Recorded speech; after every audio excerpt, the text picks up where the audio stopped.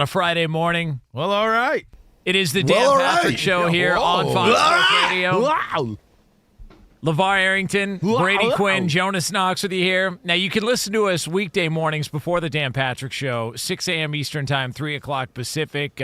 We precede DP and the guys here on a little something we do called Two Pros and a Cup of Joe, but we are taking over here on this Friday morning. We will have you covered on the iHeartRadio app. We will have you covered on hundreds of affiliates all across the country. If you're listening on the podcast, we appreciate you doing so. You can watch along on YouTube as well, too, at 2Pros FSR is where you can find us there as we go all the way up until noon Eastern Time, 9 a.m. Pacific. And how the hell's everybody feeling here? Good. On this Friday it's morning? Tony Danza. I knew it was Tony Danza. Okay. What? So random. Yeah. Oh. He's doing a sleep mattress commercial, you know. He's got back pains like me. You know, old man issues. Yeah, but I don't think it's from the same things, you know. Oh, I use my back a lot, you know. I know. It's overused. It's overused, and now it's battered and bruised. By the way, is curling the only event on? I mean, it as seems to be. As of right now, yes. But this is a big one now. I mean, is it time for the our Winter Olympics update? Are we ready to go? I mean, I don't know if we're ready. Yeah, this is massive stuff here. All right, so apparently I'm just we're blown away how they're able to get so close to the ice like that. Dang. Come on, let's get that update. That music is going. The heart rate is raising. The excitement feels good. We talked about this earlier this week. Let's go, Q! We were concerned about the United States. Yeah, we were. Continuing to claim their dominance in the Olympics. We need medals. At one point, they were tied for third, but guess what? They have now moved up to number 2. Yes! With 27 total medals. That's right. Yes! Tied for second, most number golds. 2. Now, Norway's the number 1. We're probably number not going to catch 2. guys. Number 1. Dang. Yeah, Norway is 7 golds ahead of us at the moment. 7 medals ahead of us at the moment. So we got some work to do. I'm not sure there's enough time. However, as of right now, those are rookie numbers. The United States taking on the Swiss in the semifinals for curling, which, by the way, I've noticed this. Is this the most relatable sport in the Olympics? Because everyone watches it and goes, oh, I could do that. I'm telling you, man, it's shuffleboard on ice. It's great. They have, I think they've got like locations. Like, you know, there's the axe throwing places. I'm pretty sure there's curling places too. Nowhere out here that I'm under.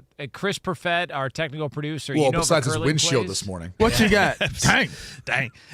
No, I think we were just looking this up yesterday. There is one, I believe, in like North Hollywood. There is a Hollywood curling arena. That's we might have to go. We might have to go do this. All right. Get your ass in there. We Mark. might have to go do this. And speaking of ice, shouts out to my girl, Tessa Janecki. That's right. Gold medalist, women's hockey. What up, Tessa? By the Tessa, way, we are, baby. Yeah. Do we have the sound? Do we have Kenny Albert's call?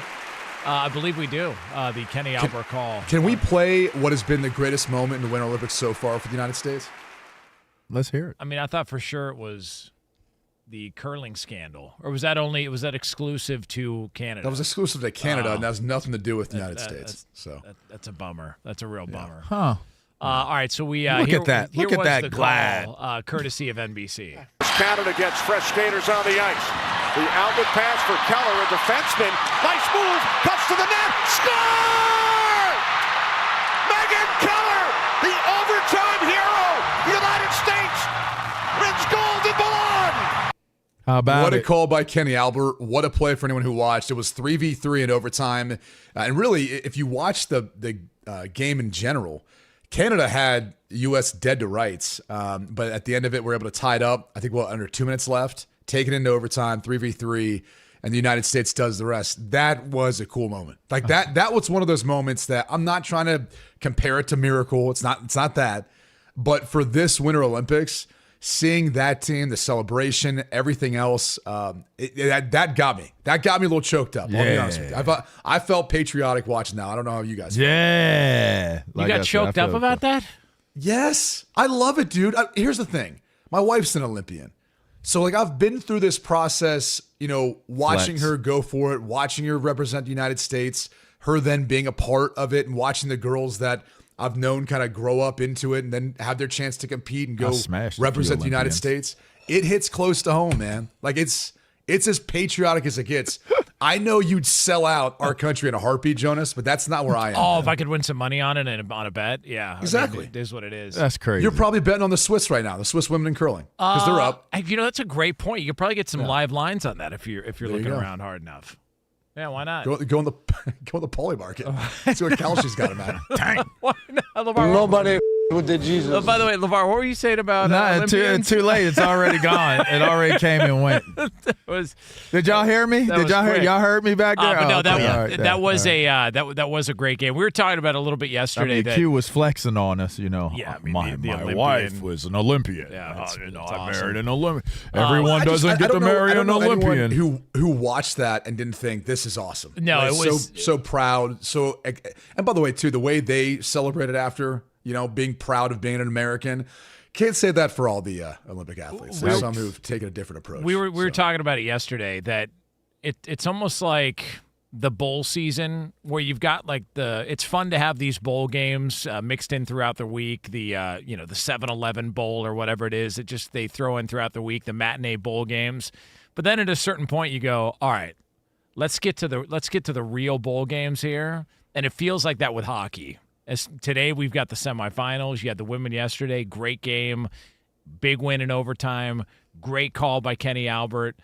Like now it feels like we're getting down to things here. We're closing up shop in Italy, and LeVar can't get enough of the scrubbing of the ice. Do guys do curling? Do guys do? Okay, all right. Yes. They cheat. That was the whole scuttlebutt between, I think it was the Swedes and Canada, because the guy was pushing off with his finger. And the Swedes set up a camera to catch him because they thought they were cheating.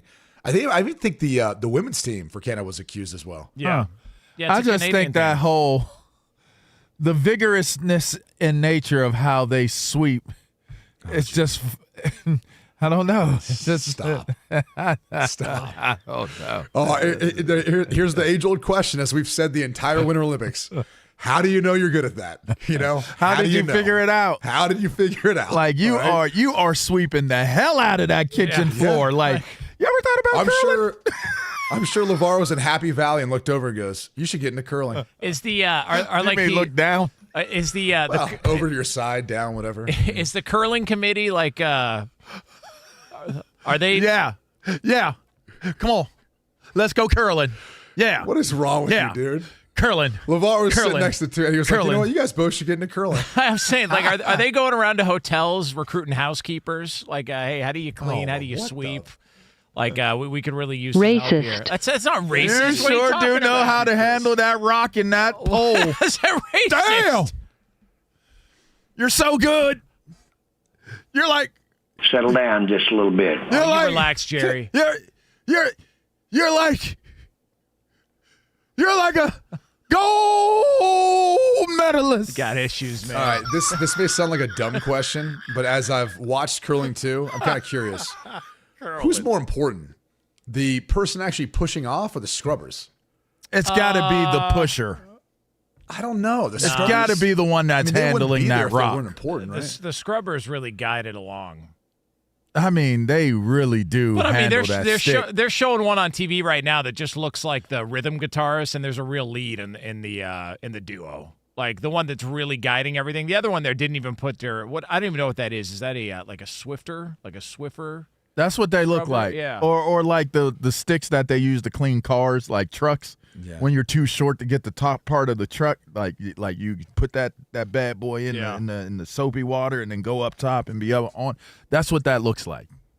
That's what I think it is, actually. Jonas told me the men are better than the women because men are better drivers. Dang. He said that to me when I was talking to him earlier this week about it. That was off air. I don't know why you bring that up now. Like, just come on, man. I would be seem like tremendously disappointed if guys were better curlers than women. Why? I would be, just me personally. Just because in my mind what curling looks like and how like that right there, how you got to like kneel down like that, okay, that position of how you got to stretch it on out and handle that rock the way. I would be disappointed if a man could do that better than a woman. That's all I'm saying. I don't know. I mean, I do know. Sexist. Maybe. I'll take it. I'll live in that. By the way, some more updates. Yes, I was Alyssa Liu won gold in the women's individual figure skating event. Huge, hasn't happened in 24 years. I believe the first American to do so since Sarah Hughes back in 2002. Speed skater Jordan Stolz took silver in the 1500 meter. So there you go. Can we go to this speed skating dip where the strategy was the first skater of the team, because this was teams, and they had to do like the pursuit? Did you see that where the jumped out, like everybody goes slow, but this one jumped out and just flew out and caught up from behind and just slowed down from behind. They're going around. The final lap bell goes off, but it's only for her. So everybody starts hauling ass to go win it. Then they realize they didn't win. The second teammate of the person that won ends up being second because they knew to go because everybody slowed down because they thought the race was. They thought they had finished the race because they crossed the line after the bell had rang. Yeah. It was friggin' brilliant, but then it made me think, are they dumb? Like, you saw the person speed out. I would have thought, like, the first thing I would have thought was, we got to catch him. Like, you mother lover. How you just jump out there so fast and just go? Like, but everybody just stayed slow. And she actually caught up to him and just rode behind him until the end. And then when the final bell hit, she went. They went. Everybody went. And then when the race was over, like, They went past the finish line, thought they were done. They still had another lap to go and slowed down. So the guy knew, the teammate knew that that's what happened, ends up flying past all of them in that moment of indecision and gets the silver. They got the gold and the silver. Super dope. Yeah, I don't know how they pulled it off. You took the chance in the Olympics and it worked. Like, that's historical, if you ask me. It's really the Winter Olympics are very unrelatable. Especially if you grow up in Southern California. I'm sorry, it just is. There's not enough ice out here to even understand what's happening here. Curling. Profet's car would try to disagree based on this morning's forecast. The weather this morning would disagree. Yeah. Hey, we had ice on the windshield. It's cold this morning. Left Brady a little voice note, let him know I was driving with the windows down. It's cold here today, show him who's boss. Show him who got. That's because your windows couldn't get them back up. Yeah, so what, buddy? Your truck is a POS. They're cranks. It really is. They do crank. That is rude. We was walking in the other day. He saw me get out of my car. He hit his car alarm. It said, toot. It's like, why? Protected by Viper. Just let him take it. Let him take it. At least you got that car door. You got that car door aftermarket alarm. You see me, you gonna hit the alarm. I hit the car alarm and the side mirror fell off. You know what though? Still chugging along. Got me here. Got that auto starter on that bad boy.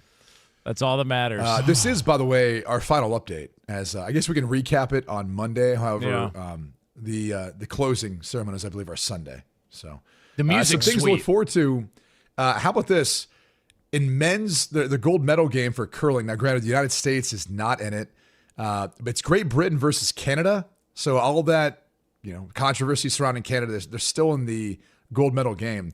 But it would be the first Great Britain men's curling gold since 1924. Huh. So kind of. By the way, that's been a while. By the way, you mentioned the axe throwing. That's one of the worst inventions in the history of mankind. That somebody thought, you know what we should do? Let's build a bar, and over to the left, let's put some axe throwing cages in. That's a good idea. I'm sure that's not going to go sideways at some point. Like you guys, my wife almost killed me. I wish I could say it was by design, but she literally threw one. It hit like the backside of it, bounced back. Yeah. It's a teeny weeny activity, man. I don't need to throw no axes, man. I swing them. I don't toss them. I swing it. What was the? There was a kicker. Yeah. There was a kicker for Minnesota. Chop that wood. What's the Minnesota game where they play for the? Is it Paul Bunyan's axe or something like that? Yeah, Minnesota versus Iowa. Is it Iowa? And this kicker swung the I believe axe. That's the Floyd of Rosedale. Huh. I want to say it's Minnesota, Wisconsin. It might be Wisconsin. It's one. I know it's Minnesota. The kicker swung the axe and he missed, and it hit his leg. Oh, Can you imagine that? no. You just kicked a game winner. You turn into Quint from Jaws. Dang. Peg leg shorty. That's All right. unfortunate, but I bet There you you've go. never swung an axe before in your life, John. come on, please, man. Look at me. You've shook my hands before. You know what it's like. You know that yeah, used you to put be lotion on them. They're all soft and weird. a couple of my guys. That was our off-season workout. Swinging Just axes. swinging axes. Chop wood. Yeah. Although you- Did you actually chop wood, or did you watch them do it?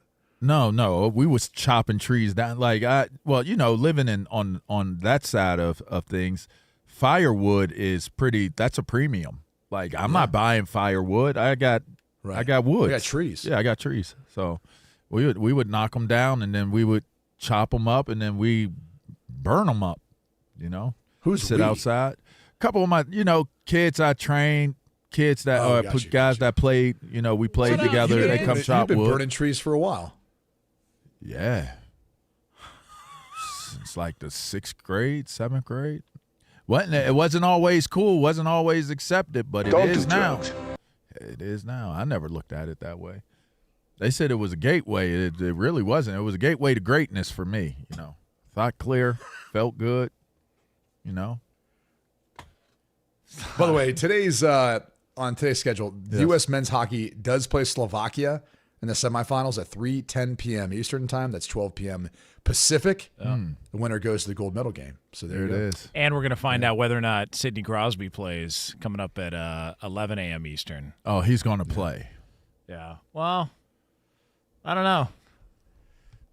We will see. Lower body injury. We will get to see how they manage that one. Oh, But he's going to play. He's definitely not 100%. They need to go talk to one of those curling people to help him out. It's a great point. So it is the Dan Patrick Show here on Fox Sports Radio. We are sort of. Listen, I'm telling you this right now. I can already tell with the vibe of the show, we're going to go off the rails in a hurry. Are we on them yet? Kinda. This is going to get. This may be the last time we're asked to fill in for the Dan Patrick Show, based on the momentum that is building here on this show. It is going to be a wild one for the next 2+ hours here as we take you all the way. I'm sick and tired of you. You're fired. Get Buckle up. As we go until noon Eastern time, 9 a.m. Pacific. We are going to have some usuals we do on our show. We've got another edition of In Case You Missed It. We've also got the leftovers coming up in hour 3 of the program. All of it is yours here on this 3-hour extravaganza. Although I would ask you this.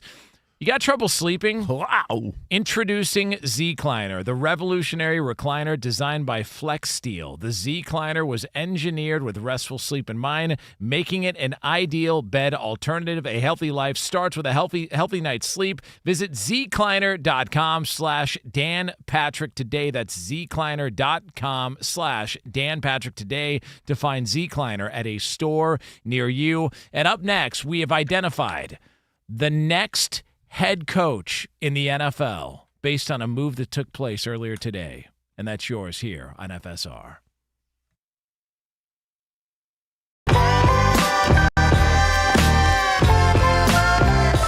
Kevin Durant, and I just want to say this Slim before we Reaper. get started, okay? Come on. If this is true, Oh, no. and he's behind this, Yeah. he's a weirdo. He's one of the biggest weirdos in sports, and he's got problems. If this is true, there's been some speculation that he is the guy behind a burner account Okay.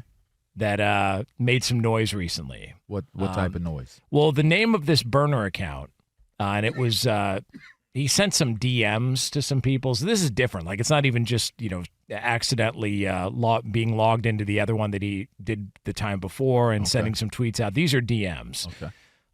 In which he just kind of laid into his teammates. The name on the account is Get Off My Dickerson. Oh, wow. Eric Dickerson? No, I don't believe it's Eric. Ron Dickerson? I'm not sure. Oh. But it says the following. Didn't he coach Temple, Ron Dickerson? I don't know. Did he? Let me look it up. I don't know. I'm not familiar with How good of a coach could you be when your last name is Dickerson? Well, Eric Dickerson's one of the all-time great players. Got that right. Yeah. So Dickerson Love Eric does Dickerson. Work. But this from the Get Off My Dickerson DMs. Get off my Dickerson.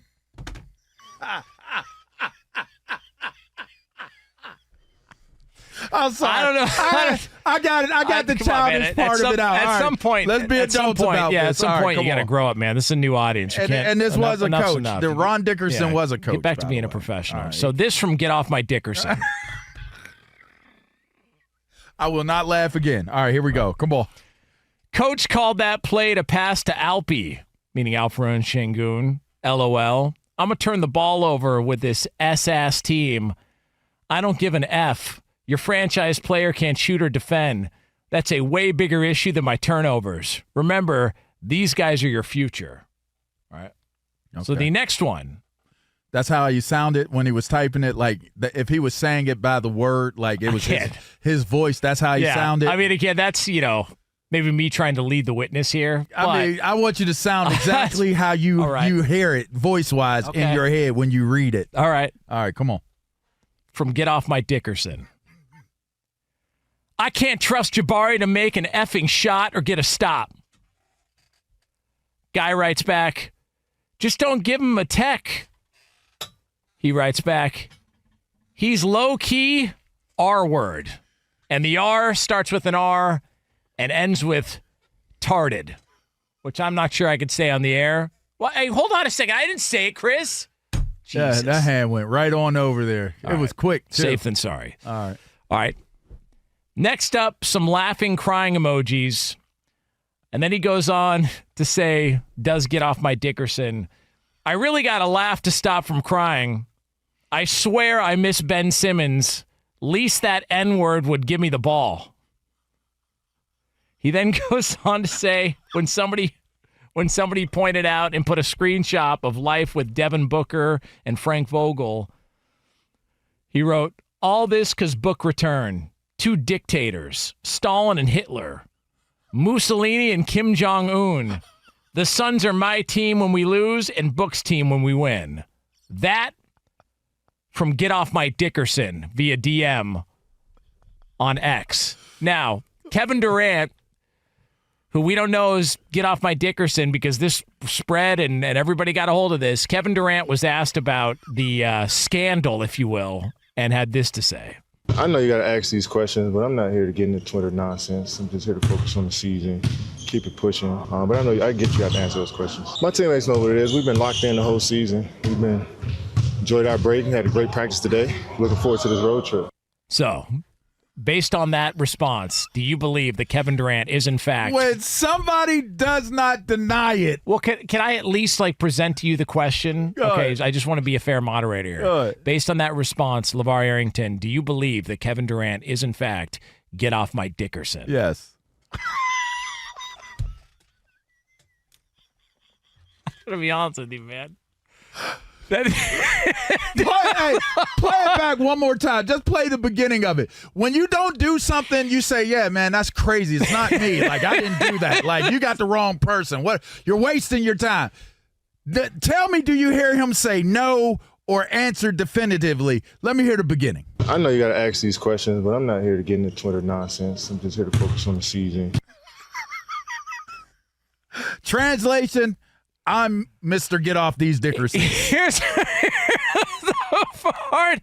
Here's the part. Don't wanna complicate ya.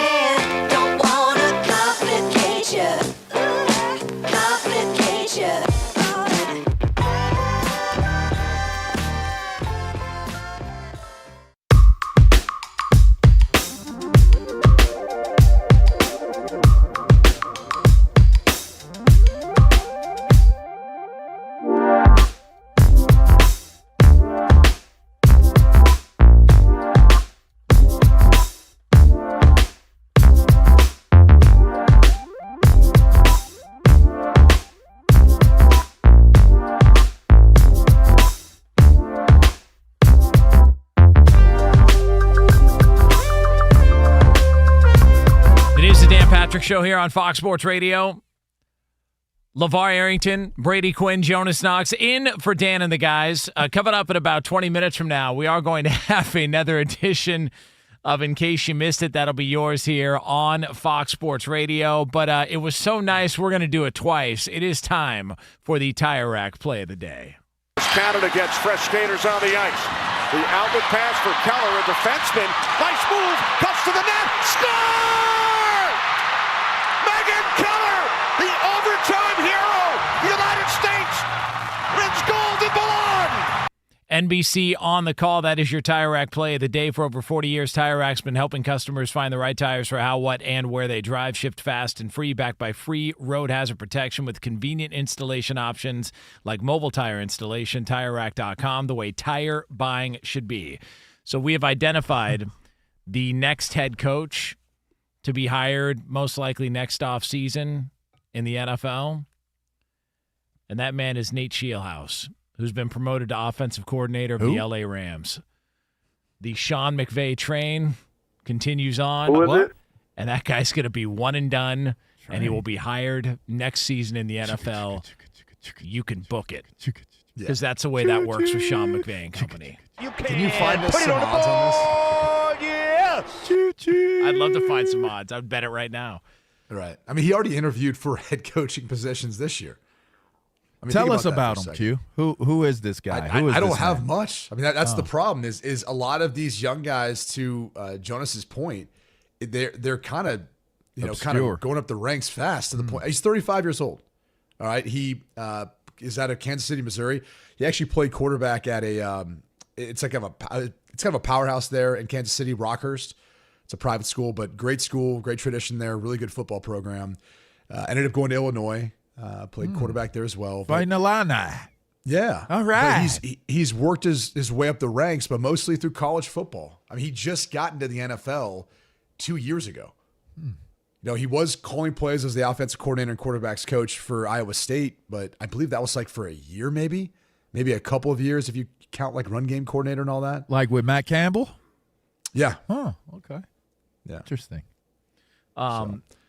So we've talked about. I think I've decided to like him then. They like SCHEELHAASE? Big SCHEELHAASE guy? I guess my reaction to all this when you're like, who is this guy? Or why don't we know him better? Like when he was being interviewed for head coaching jobs, my initial thought is he has to be so impressive. Yeah. You know what I'm saying? Like you But guys, how we all can know. you Like be? you meet someone at that age that you're like, wow, like that kid's going places. They're just different. They're an outlier. That's, to me, how this probably has all come about. Then why are you still doing radio then? I don't get that, because I get that feeling when I see you. Like, why aren't you a GM That's yet? a good point. Let's stay on this a little bit. Why aren't we there? Why Like, do we always have to do this? because that's it. I mean, you make these comparisons, on and this. like, who's more impressive than Brady Quinn? Nobody I mean, loves honestly, us more than A Brady. lot of Come on, people. man. no. Let's stay right here. Listen. I've been around some. I've been around some pretty accomplished Come people. on, Brady, let's stay right I've here. been around some pretty LeVar, bright people. Stay with us. Here's And the let me truth. tell you, I am good. I am good at seeing talent. If y'all Here's the hadn't truth. noticed that, I'm pretty good at it. That is true. Here's the truth, though. LeVar loves hanging out together so much. He's hoping that I get one of these jobs so we can hang out every day together in an NFL facility. That's correct. What this is about. What did I say? When 'Cause they come to he- get you, you better take me with you. And in You case you're enjoy- wondering, this I'm is busy. all born out of Super Bowl week. You enjoy our time together so much during Super Bowl week. You're like, I was actually trying to recruit you to go to like move to the East Coast. I was recruiting you. You I was heard. the one talking You heard. I'm entertaining it. Yeah. If we go, what I say? Let's get a compound, or let's get a ranch. I love to have some cows. I love to have some horses. My daughters love horses. Like, they ride horses. Like, I'm in. If we got like a little ranch or something like that, I'm in. I like my dogs. Jonas, who who would take care of the ranch in this whole setup? Yeah, Well, I know a few people. Yeah. I'll make it a family deal. That's all. And they shorted me on some wedding gifts, so Everybody's got a role to play. They got debts to pay. I mean, they've got to pay you back for Yeah, that? damn right they do. Hey. We ran that through COVID. Come on, buddy. I mean, Risked it while all. we're at it, we could grow a nice little field By the way, full full of trees. I hope that could be chopped down. They can handle that. They can help out with that. I mean, come on. It's a real shame. Real operation. It's a real shame. People don't recognize how uncalled for what Lavar and Brady just did was. I don't know what you're talking about. See, this is locker That'd room. be $10. Lavar told me this is like locker room stuff where you're getting it and they're passing it back and forth, and then you don't want the hot potatoes, so you turn it over to somebody else, and then he gets it when he walks in. That's what you got to do, though. Back to SCHEELHAASE. Okay. I will say this. Okay. I think he's a young man who he was actually a pretty highly touted recruit from what I can recall from Rockhurst. But I think he's one of those guys who he just is that impressive, whether it's how he conducts a meeting, how he handles himself in interviews. And like I said, I think we've all been across people like that. So when I hear like a young guy's name where people are like, well, who is this guy? Like, how is he at this point? I'm like, well, Sean McVay probably sees part of himself in him because that's who Sean McVay was. I mean, again, you guys are on the West Coast. You guys remember when Sean McVay was hired. There was some questions about it. Like, you literally went from Jeff Fisher, who was like the most kind of stable, steady hand, like wily veteran, had coached in the NFL forever. I mean, hell, he coached the Houston Oilers. Yes, he did. So, like, you literally went from that to McVay, which I'm sure was a big question mark to a lot of people out there on the West Coast. And maybe there's still some question marks about SCHEELHAASE, but I would say trust in the process, trust in who Sean McVay is and his ability to see talent, because clearly he knows what he's doing. He doesn't bring in and hire like guys who are dumb. These are smart people. I remember when Sean McVay came in and interviewed, it was similar to the Mike Tomlin stuff, to where they weren't expecting that he was going to blow anybody away in the interview process, and he came in and they were stunned. And then they brought him back for a second interview, and I can remember the guy who was kind of pointing it out was Vinny Bonsignor, who works and covers the Raiders now in Vegas. And he was saying, man, I'm hearing a lot of good things about this Sean McVay guy. He blew him away in the first interview, blew him away in the second. It feels like there's some momentum building. Nobody knew who he was. Nobody was familiar with him. And since he's gotten here, you talk about, we've mentioned this before, the knock on Belichick is what? And Brady, you've played for some of the guys that are Belichick disciples is, yeah, but they try and be Belichick and it doesn't work. There's a lot of examples of Belichick assistants who don't work. It's hard to find an example of a McVay assistant that hasn't worked. Because they're hipsters. Is that what it is? Yes. I just told you yesterday on the show, you got to meet these kids where they're at. This is why, and this is the question I would want to pose to both of you. And Q, you aren't here to take this one, so I saved it for today. Do we think that that's why the younger generation of coaches are being? You would not consider a coach in their 30s in the old NFL. You might not consider a coach in their early 40s. In the old NFL. This new NFL, they're hiring younger. The game has gotten younger. And I'm telling you, I think it's because the players have changed. The way you interact and you deal with players has to be very, very different in 2026. It's a theory. It's a thought. But this new wave of younger coaches coming in. We just had the youngest coach in the history of the league, right? Just win the Super Bowl. Did he get that record? I believe he might be the youngest. McDonald? Yeah, I think he might be. If he's not, he's one or two. I think he might be the youngest head coach to win the Super Bowl. I almost feel like I'm certain on that. But I'm just curious. Is this out of necessity? Is it easy to fire? Is it easier to fire a young guy and say, hey, there's plenty of young guys? I just wonder, why has it become such there is a mold, or there is a profile that I feel is developing in the head coaching hiring cycles, and it's younger with all of them. Very young. Can I ask this question, though? I don't know. I think it's us, and I think that's our perspective on how the hiring process has gone. Like, if you think through times, like Steve Jobs, I think he was like 21 years old when he founded Apple. Steve Wozniak, his partner, was like 26. Look at Microsoft. Paul Allen was 22 years old. I mean, if you go through like history, and I relate to these specific examples of successful companies because, that's what you have with the NFL. You have 32 successful companies, obviously, right? They're like recession proof. These things never can go out of business, bad years, whatever, doesn't matter. They print money. And so you're tasked with finding whoever that next bright mind is, whether it be young, old, what have you, to lead your team. And I think it's just, in some ways, a little bit of our misconception that young people haven't blazed this path before. But the truth of the matter is they have. It's just, it doesn't happen quite as often. And I think we also like to believe that you need to have experience. You need to, go through some of the bumps and bruises in order to understand what that job entails. Experience. To maybe be a better decision maker. Yeah, but maybe you're a better decision maker not having that experience. Yeah. Right. Well, and to that point, I Ignorance also think is bliss, they say, right? Yeah, and I think people tend to forget a lot of this country was actually built on entrepreneurism, where you have people who are starting up a company, they have an idea, they have a product, a service, whatever, and they end up then making it, and they get to a certain point where maybe they bring in some other people who can help them, but it's their idea, it's their baby where they get it. And I think that's what we're starting to see a little bit too in sports, with people feeling more confident in hiring some of these young people who have been ingrained in this whole thing since they were probably 5 or 6 as an athlete. And then they transition into coaching relatively quickly because that's their expertise. That's what they've been doing. And maybe their entire life, we've looked at it and said, well, they were, again, in SCHEELHAASE's case, a highly touted quarterback out of Kansas City, Missouri, goes to Illinois. The career ends at some point, but maybe the entire time he's preparing himself for that moment. I can promise you this. I know Sean McVay was. I remember going to, Uptown or Old Town, whatever it is, in Oxford, Ohio, and him being on the football team and being around and seeing some of the guys who were on the team during that time. I mean, he was even younger than me, but I remember going to see my high school sweetheart at the time, and you'd see that stuff, and you're like, all right, that guy's got his stuff together. What's she look like? Oh God, no, don't. We're not going there. What's she but look the point is that talk I think about the this real is actually Toledo probably Rocket. more common than we realize. See, this is why I can't even bring stuff up. It's a Toledo Rocket. Can't even bring stuff up. Hey, what she look like you?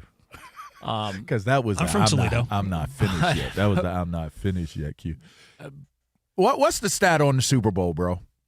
All right, so actually I have the 3 youngest head coaches. The youngest was not Mike McDonald. He's number 3. It was actually McVay at 36, young 36, and then second was Tomlin, almost turning 37. He was late 36.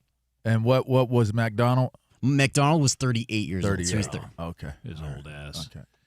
Dang. The nerve of him. So McVay had a rep back then. So Sean McVay had a reputation even back then, to where people identified this is a guy that, similar to SCHEELHAASE, he was a great high school player. He got his opportunity in college. It ended there, but that he was looked at as kind of a young bright mind. All right. and if SCHEELHAASE does get hired away, the Rams are going to get compensatory picks as well too. Really? Yeah. So where's he going? Who's the team that's going to get him? He's just going to be the Cincinnati. next. He's going to go to Cincinnati, and he's going to go coach Joe Burrow, and that's going to keep Joe Burrow there, and they're going to save it. There it is. Zach Taylor, former McVay disciple. There it is. So that's. I would say that, the Jets, it feels like there's a little bit of ready on the wall there. Oh, wow. Yeah. Does he want to do that? At what point does it become, do I want to do that? They're approaching that territory. For real. I know there's only 32 of them, but there should be only 31. If we're being honest. The Jets should get swapped out for a CFL team. That's the least you could do for the reckless accusations and for the curling team cheating. The least you could do is swap the Jets out for a CFL team. Give them the Rough Riders. Aren't the Saskatchewan Rough Riders still in existence? Bring the Rough Riders to the AFC East. Dang. Enough's enough. Wow. You guys got to get it together, man. Seriously. Just take me with you, Q. Trying to do a professional. I'd even do it if it was the Jets. Honestly, I don't think we're bringing Jonas. I think we should, just because he really would keep the morale of the building high. I'm not interested. Good cops, bad cops. You know what I mean? I think it would work out really well. I think guys would bond well with Jonas. If Jonas decided to be this Jonas, if Jonas decided to be I'm going to go walk. I don't want to meet anyone. I'm not going to the walkthrough. Like, if he decided to be that guy, I don't know. I don't know how it turns out. But can I tease something then for the next segment? I know we typically do in case you missed it, but I do feel like there's something else that's warranted here. Okay, please. Because someone's got a complaint. All right, someone would like to question something or voice a complaint that they have with something that's kind of, I don't know, revolutionized our lifestyle. Oh, wow. I'm not going to say who that member is on this show. Oh, it's Someone's on this got a show. complaint on this show. We need to hear this complaint. It's not me. And that's next. Bam.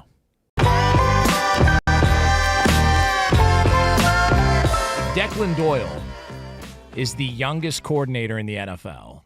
He was hired by the Baltimore Ravens. He spent a year as the offensive coordinator for the Bears under, Ben Johnson, who called the plays and ran the show. But Declan Doyle was brought on because they thought he was a very up-and-coming and promising offensive mind and somebody they wanted in the building there in Chicago. And so he gets hired by the Ravens. Bit of a surprise. They went with a guy who hadn't had experience at this level calling plays before or calling plays, period. And he was brought on, and he had an introductory press conference yesterday in Baltimore in which he talked about the expectation he has for Lamar Jackson and the rest of his players with voluntary workouts coming up. Let's take a listen. We would expect them to be here, and certainly it is voluntary. And so, but it's also, if you want to say that you're going to win a championship, you want to say that you have championship standards and those are your goals and your expectations, certainly that's going to take work, that's going to take collaboration, that's going to take the beginning of building the relationship with their coaches, other players, starting off this next regime on the right foot. And so that would be those guys getting in here, us being able to work with them hands-on and be able to kind of get this thing going in the direction that we want to, and making improvements so that we set ourselves up where when we come back in for training camp, we hit the ground running. We already have kind of shared knowledge, shared language, and we're able to go right to work. Voluntary workouts, but he expects him and the other guys to be there. I'm not sure if he's familiar with the way that Lamar Jackson operates. Okay, I'm not sure if anybody filled him in on the fact that Lamar kind of moves at his own pace, moves at his own speed, operates and negotiates contracts the way he does it, maybe differently than anybody else because he doesn't have an agent. And if you may or may not see him outside a lunch truck in Baltimore, and it looks like he's been walking the Green Wolf for about 48 hours straight. Like, listen, he operates in a different way. But for Declan Doyle to come in, and I get why he would want those guys to be in the building and be a part of this whole thing. I can't imagine that's going to entice Lamar Jackson or veterans to want to stop what they're doing and all of a sudden come in because the brand new offensive coordinator says, I have expectations for you to show up even though they're voluntary. So when my older brother used to tell me things I had to do when we were growing up, you know what I would do? I'd laugh at him. Like, what? Who are you talking to, bruh? Talking to yo ass. Do it when I feel like doing it. Why is that? Why is that relevant? Well, my older brother is 3 years older than me, my elder. And I still was like very comfortable with knowing that because he's my brother and we're so close in age, I ain't got to do anything you tell me to do. You know how old Mr. Declan Doyle is? 29 years old. You know how old one Lamar Jackson is? How old? 29 years old. He can't be 29. How old is he? He's 29. Same age, man. Is he 29? Yeah. Lamar Jackson. He's 29. Lamar Jackson is 20. That's crazy. I didn't think he was that old. They're the same age. Like, you have this youth movement taking place in the National Football League. And most likely you're seeing guys that are the same age as their players.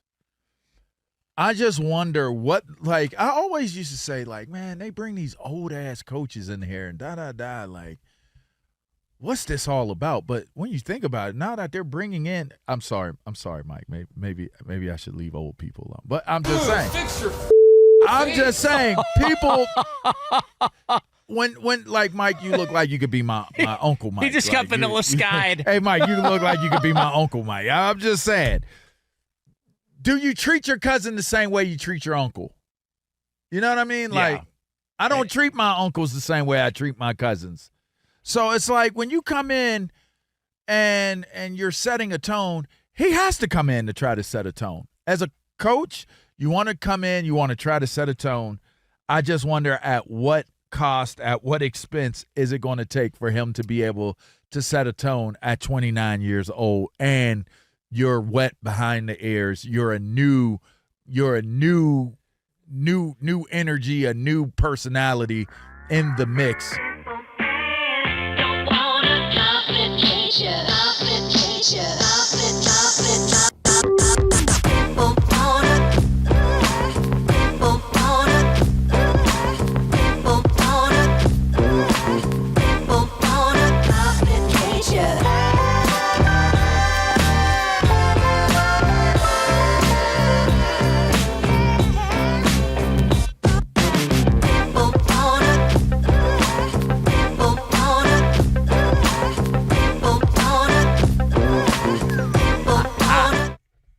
Sounds like somebody's butt. It is two pros and a cup of Joe filling in for the Dan Patrick Show here on Fox Sports Radio. You smell that? Smells like someone died. Yeah, sure does. By the way, coming up top of next hour, somebody's addressing a major issue in the world of sports, but are they going about it the right way? We will tell you our thoughts on that.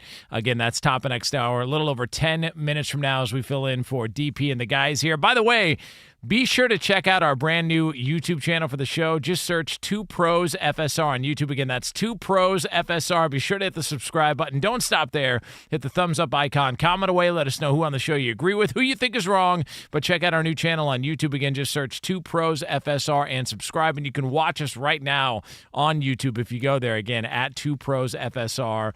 You can take a little peek at all the shenanigans and the grab ass that is going on here on a Friday morning. So what was this award-winning tease you had there, Braden, about somebody's complaint? Yeah, well, go ahead and you got the floor, buddy.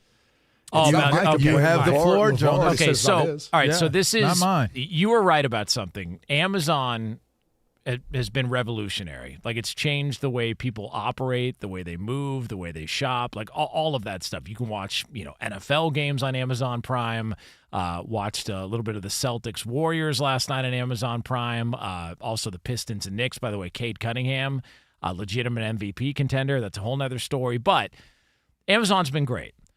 Amazon's got a problem. And there's been some speculation. There's been some speculation that Bezos might be one of the people interested in buying the Seahawks now that they are going to go up for sale. And I just don't know how he's going to afford it, but I do know how he could afford it. Stop putting tiny items in giant boxes, okay? Enough's enough. And don't take that where you want to take it, Lavar, okay? Just enough's enough. I don't need to order. We know why you're offended. Okay, yeah, absolutely. I don't. But you got a little item. But put it in a giant. But you Not all balls are equal. But you leave her out of this. Oh no. But I don't need. Oh, no. I don't need a giant box that you could put a casket in when I'm ordering 2 or 3 tiny items, and then they make up for it by throwing in the paper or the squishy stuff, the stuff the air pockets. Yeah, like the air pocket. Yeah. Enough's enough. You're wasting money with this garbage. They can't get the packaging right. That's my one problem with Amazon. When they send you stuff, they never get the packaging right. The math is off, and somebody needs to figure it out. What's in the box? What's in the box? Do you not think Amazon's smarter than you, Jonas? Apparently not.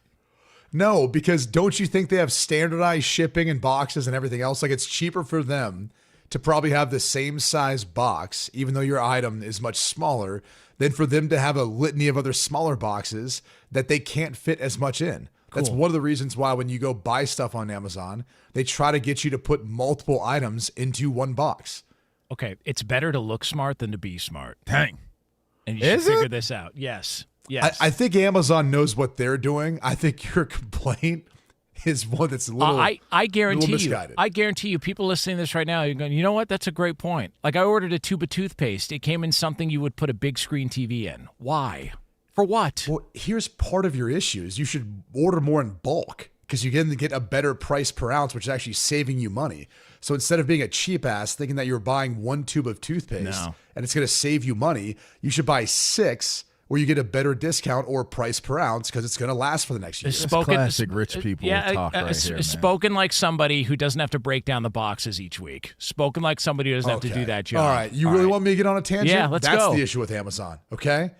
If you're so smart, Amazon, why don't you find a box that I don't have to use box cutters and figure out how to shove into my recycling bin? And by the way, is that just a man's job? Like, is no one ever else responsible for in the house breaking down boxes? I mean, we're not ordering all the stuff. Nobody cares. They got this new invention. I don't know why. Every time I walk to my front door and I see a package, I'm like, oh, maybe it's for me. Like someone got me something or surprised me. Never. Of course it's not for me. You know what's for me? The box that I have to break down, shove as much as I can to a recycling bin, try to find a way of sneaking throughout the night to shove more of the boxes in other people's recycling bins. Sometimes I'm going like half a mile down the street just to shove these boxes in someone else's recycling bin. Right when you think that box is yours, something else comes in. I don't get you guys gifts. I don't do gifts and all that stuff. I'm not into it because it's just can't confirm that. It's not my thing. But I'm getting you guys a gift this year, and I know exactly. I'm telling you. I wanted to tell y'all what it is, but I'm going to wait. Okay, and I'm going to give it to you guys. You told me during the break. What does your wife do? That she got she got rejected yesterday. What? So she orders groceries, and instead of them bringing them in bags, they bring them in boxes now. They bring your groceries, they deliver them in boxes. So because we got too many boxes coming to the house, she takes the groceries out and gives the box back to the person who delivered them. And up until the other day, everybody takes them back. The dude the other day was like, no, I'm not taking that box. I'm not taking your box back. So I was like, so how did you handle that? I've never thought to try that. I didn't think that was something you could do. I was like, how did they handle that? And she was like, oh, they said no. Right, but before they leave, just open it up real quick and be like, here, can you grab this? Yeah, she tells them to wait. Can they make the cardboard smell better? It smells like crap sometimes. Well, you know that's what attracts the roaches and the rats is the boxes. Oh, yeah. No, I don't know what's in it. Yeah. I mean, there's got to be something in the box. Well, somebody's putting there's something in the box, and that's what attracts. That's the smell you're smelling. Yeah. Good box talk here on the show to close out. I know what I'm getting y'all for Christmas, man. I'm going to do it this year. I'm going to get y'all a gift.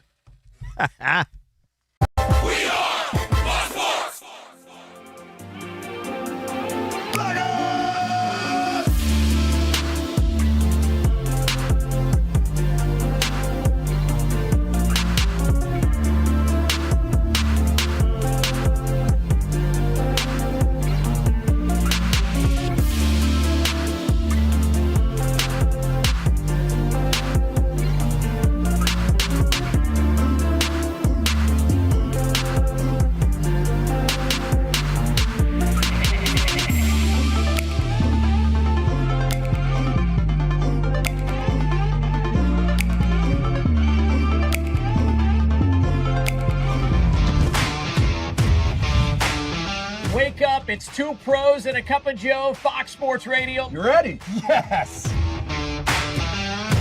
No pain, no gain, and I have dished out a lot of pain. I played the game. The rules are still the same. Hey, America, you want some sports? We got it for you. Two Pros and a Cup of Joe is 3 guys talking sports, having some fun, and a great way to wake up in the morning. Hey, listen, there's a lot of stats for us to get through right now. We're here to break it all down for you. I always hear that defense wins championships, but LeVar, I can't help but notice that the W-2s for the quarterback look a lot higher. That's because we're worth it. You gotta be kidding. It's just one of those shows that gives you that feeling of I'm talking to my friend anywhere you may be, a sports bar, a living room as different as we are, it works. When he scores his first touchdown, what will the celebration be? It might just be a spike. Yes. He's going to derobe first. Jeez. They set their wedding date on the day of the Super Bowl, and the groom's trying to move the wedding now to get out of it so he can go see the game. Is he in the wrong here? Let that man use them tickets. Unbelievable. We're like those three best friends that grew up together. We've developed a chemistry. In case you missed it, LA's finest, that's right, everybody's favorite. Apparently had a few too many drinks last night. This guy's got a little bit of an issue here, huh? Call a taxi. I hear he has a weird infatuation with elevator rides. There we go. We're three brothers and we look identical. Oh, wow. Really? I totally agree. Yeah. Wrap it up, let's go. My guys. Yes! 2 pros. And a cup of Joe. More sports, more fun.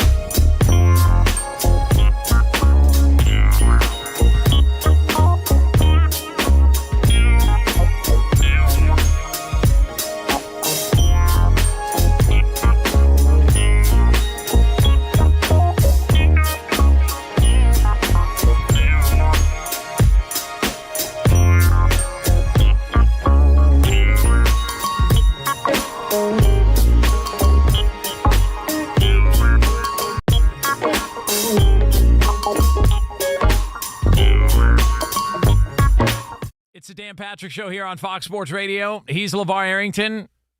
That guy's Brady Quinn. I'm Jonas Knox. We are two pros and a cup of Joe, filling in for Dan and the guys here. You can normally hear us Monday through Friday before the Dan Patrick Show, 6 a.m. Eastern Time, 3 o'clock Pacific, but we will take you here all the way up until noon Eastern Time, 9 a.m. Pacific today.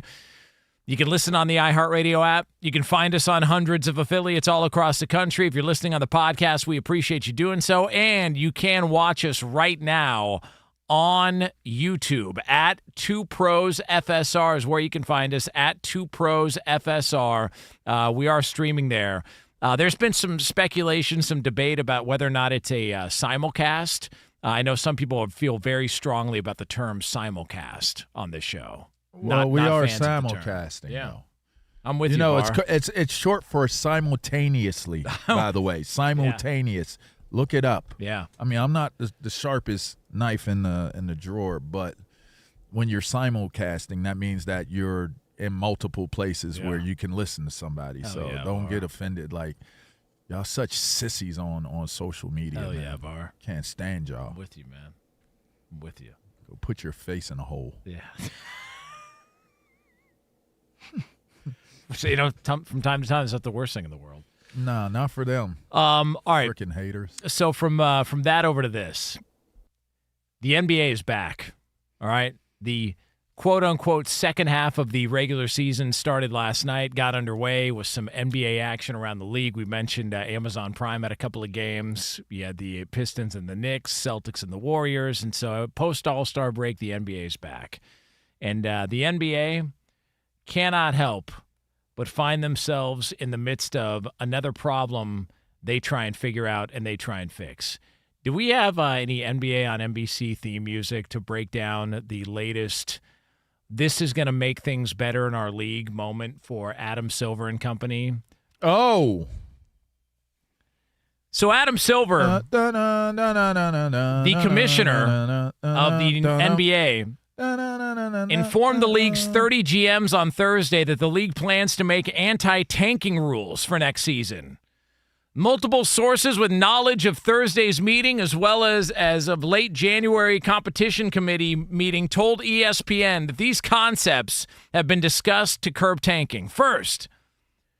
First-round draft picks can be protected only for top 4 or top 14 plus selections. Lottery odds freeze at the trade deadline or a later date. No longer allowing a team to pick in the top 4 in consecutive years and or after consecutive bottom 3 finishes.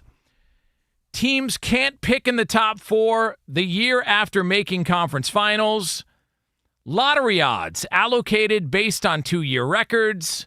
Lottery extended to include all play-in teams. And finally, flattening the odds for all lottery teams. So those are on the table and part of the discussion as far as how the NBA is going to get rid of this whole tanking fiasco that is currently plaguing the league. And that's the latest. Live here from the DP show, 2 Pros and a Cup of Joe, NBA Update Desk. Are you okay, Mike? Is tanking really the issue in the NBA right now? Like, do you guys watch the NBA and go, "Oh, that's the problem"? Like, they're just all these teams are tanking. I just watch it and go, none of it matters in the regular season. So what's the point? And if we're being honest, the first round, maybe the second round doesn't matter either. Okay, so you got to dig deeper into that for me, because why doesn't it matter? Because it's a different season.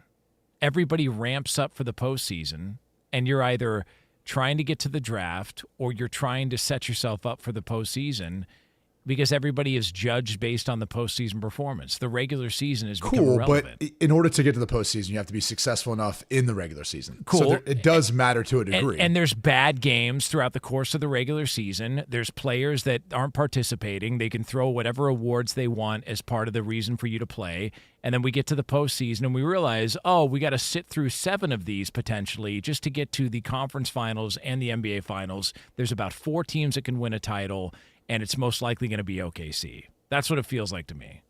Okay, well, and that's this year and looking at in a vacuum. But I guess my point is, what's the difference between tanking and then game management or load management?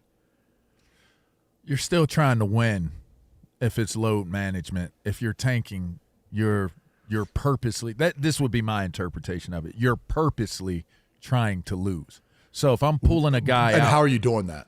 By pulling my better players out of the game.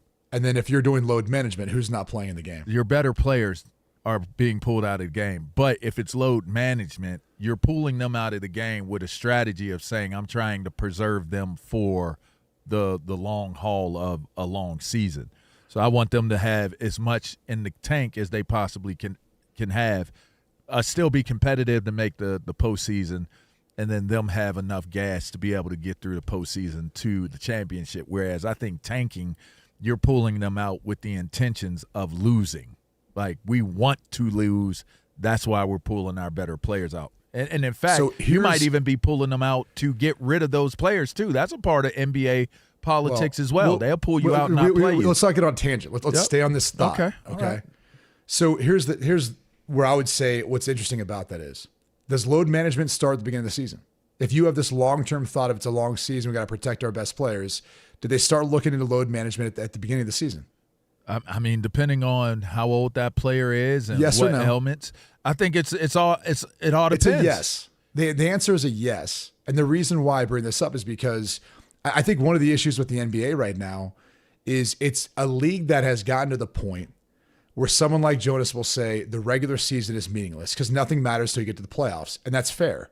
There's a lot of sports leagues that play a lot of games. Baseball, playoff baseball, even hockey, playoff hockey, phenomenal, right? Phenomenal. Regular season, all right, they've had their nights where it's good and bad. But the truth of the matter is, when you have such a long playoff series, outside of seeding for the playoffs, it takes away from what the regular season is. I think every single professional sports league battles this. So to me, when I'm looking at the NBA issues, and I think there's more than just that tanking or game management, I look at it and say game management starts at the beginning of the season, or load management, excuse me. Because you're looking at the betterment. Tanking management, that's a new term. I like it. Go ahead. Tanking management. But you're looking at it for the extent of the season. Now, if you wanted to say, hey, we're tanking, well, then to me, it's an entirely different strategy than load management. Tanking is like you're getting rid of your best players. So when you're talking about, hey, we're trying to sit our best guys for load management, and tanking, they ain't there. Like, you're moving on. You're clearing cap space. You're trying to accumulate draft picks because that's ultimately your capital to either go rebuild by getting a star player and building up that roster again, or drafting the future and finding a player like Cooper Flagg or Darren Patterson, whoever is in this outstanding freshman class in college basketball now. Like, that's how you'd go about doing it. So when I look at like Adam Silver making tanking this big issue, I actually feel like he's missed again, because this isn't the issue with the NBA. Like, how many viral things have you seen where we watch guys travel constantly? And you're like, why don't they call, like, why can't they call the game as it's supposed to be called nowadays? Like, you have officiating issues. You've got issues with allowing super teams to happen amongst these, which has plagued and created less parity in the league more than anything else. The fact that you're allowing like multiple all-stars, these power, teams to get together, like that's been what's really taken place over the past couple of decades. That's changed the parity and competitiveness. All the stars aren't spread out; they're together. So again, and these are things that like I don't know that you're going to be able to fix in one off season, but trying to get teams away from tanking, I actually feel like I kind of sided with Mark Cuban on this, and I don't know if you guys talked about some of the quotes. Yeah, we did. So, and then if you want to review it again, we can talk about this. But here's why I sided with him a little bit: is if you're a team that decides to tank, who ultimately suffers the consequences? The fans. Well, the fans to a degree, but more the team. They're the ones who lose revenue. They're the ones who lose money. But they stink. Exactly. You're tanking because they stink. So they're already suffering. Right? The team is already suffering. The tanking, stink. You could look at it in two ways. I would actually say that if you stink, then you're kind of already there. You don't need to tank because you already stink. Teams that tank are teams that are in purgatory. They're not one of the top teams that win a championship, but they're not one of the worst either because they're already in the mix for getting a lottery pick and trying to rebuild. So they're actually more of a team that's in the middle of the league, and they tank so they get back down to the bottom so they can get some of those lottery picks, or they can put themselves in a position to be able to clear cap space and build it back up. But ultimately, the team that suffers the most is the team that's tanking. Like, they're taking that on. Like I kind of look at it this way. Think about real estate. And actually, I'll go close to home for you guys. Obviously, there was the fires out in the Pacific Palisades, right? Yep. Have some of those houses been rebuilt? Oh, God, no. Okay, but why have they not been rebuilt? What's so hard to obtain in California? Permitting. It's a form of regulation. What Adam Silver's doing in my mind is he's actually making it harder for these teams that need to rebuild and want to try to do a quick flip. He's making it harder by creating more regulation around it. So look, I understand people may not agree with this. And again, it doesn't always have the best interests of the fan in mind for that season, but long-term it does. And I think if you look at the essence of what Mark Cuban's actually saying is, he's bringing up a really good point. How many people are priced out now from going to games? Because everything's gotten so damn expensive. And that's the reality of just what it is. I mean, by the way, it's not just the NBA. I mean, go look at World Cup tickets for this summer. Yeah. My goodness. That's the part of Cuban's Twitter rant, if you want to call it that I totally agree with, is the cost for these families to try and go to games, to buy merchandise, all that's, it's ridiculous. And it feels like it's getting worse. And look, I'll say this about like going to the Falcons games. And I think we did a report on this, what Arthur Blank was hoping to do. And I don't know if LeVar, you were there for the show. We were talking about how they've actually kept concession prices low for a lot of the families and fans who want to go to Falcons games. You know, the ticket prices are ticket prices, but it's a great atmosphere. Like, had the chance to call a game this year, and I told you guys, I was like, it was live. Like that, it was a wild like environment. It was awesome. Now, the Falcons didn't win, but like at the end of the day, it was a great experience. Like the game obviously ended up being, a fun game to watch. It was kind of close and all that, but just I'm thinking to myself, they had a fun time. Like even though their team didn't win, they had a fun time. And so there are some teams and franchises that I think do it well. But I think Mark Cuban's trying to point out something that to me has as much to do with it as anything else. And that's the fan experience. It's been taken away. And I think there is a reality to when I was a young kid growing up watching the Cleveland Cavs, did I go up saying, oh, it's the Cavs, they're going to beat the Chicago Bulls with Michael Jordan? Hell no. But I wanted to go see them try. They were close. But they were close. And look, that was part of it. Like you're seeing a team that was competitive that almost got there, but didn't quite get there. But I would also say this, like if you take away a team's ability to make that decision that ultimately is going to hurt them and tank, did the Cleveland Cavs ever get LeBron James? I mean, Luka basically got to the Mavericks because Cuban admitted that was a strategy they implemented. I feel like if this is the issue that you really want to harp on, if you're Adam Silver in the NBA, you're kind of missing it, in my opinion, man. But like that's this is why not the issue with your league. I think that's why it's the fan, and I'm gonna stay true to that. I think the fans suffer when a team tanks. That's who suffers because it is about the fan experience. Pro sports in general are geared towards catering to the family, and when you tank, and the Cleveland Cavaliers, that's a great example because this was a team that they had talent. I mean, they had Elo was on that team. I believe that was a Nance long was time on ago. that team. Though. Yeah. Like there was also years that you're not remembering where they weren't good. Well, I get that it's Cleveland, but with that being said, again, if a team is trying to be competitive, as a fan, you can still get behind that. You can boo, you can be upset, but you can still say they came out and they tried. When you're talking about tanking, hold on. But hold on. Even the guys, if they're like, this is why this argument never works with the NFL.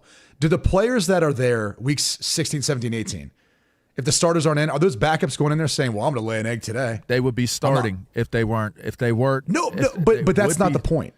If you're talking about effort, and you're talking about those guys doing all they can, they have to. Yeah, but that's their livelihood. That's not my focus. My focus is I'm going to play the best players to have the best opportunity to try to win. If those players are available and they're not playing, that's tanking. And if you're tanking when you have your best players available, then, for instance. But that's tanking / you could call it load management, whatever you want. And look, again, it depends on what your thought process is. If I'm not saying it's ethical. Hear me out. I brought up the Pacific Palisades and the fires and all that for this reason. There's people who want to build back their home. They want to do it now. They probably have the means and capability to do it now, but they're not able to. So they can't ramp up and start that building process to move back into their home, to be able to, start that new life again or build that new team again because of overregulation. And that's where I feel like you're getting at a little bit here. Is it's getting so nuanced. I mean, what do you just live 5 bullet points of different ways that they're going to try to curtail tanking? I think this is a clear sign that Adam Silver and the NBA care more about the TV partners and the gambling partners than they do the fans.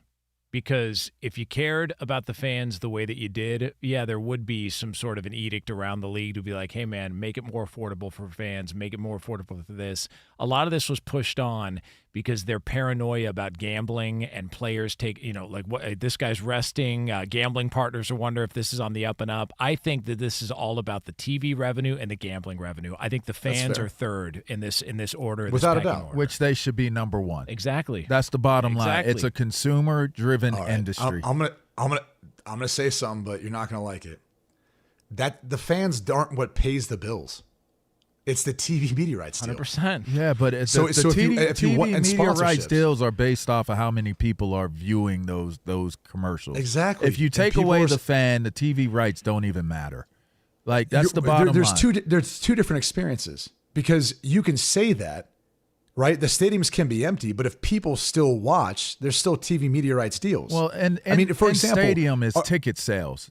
Concessions, exactly. Things like but that. people are still watching. That's why the TV media rights deals are what they are. And by the way, that's why the fan matters. Let me go a step further. What about leagues like the WNBA? They're supplemented by the NBA. They're subsidized by the NBA. Yeah, but they're still going for extreme value as far as the franchise rights, and they still have TV media rights deal that, if you look at the economics of it, they would say, well, they're not obviously to the viewership of the NBA, but someone's watching.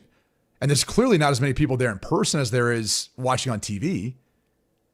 It's still based off of the participation of the fan. You want the fans to be like first in all this, but that's not how these guys are looking at it. They're looking at it like a business. I think there's a difference between the fan that wants to go to the game and the fan who wants to watch at home, in the sense that... And by the way, if you're tanking, you have that choice.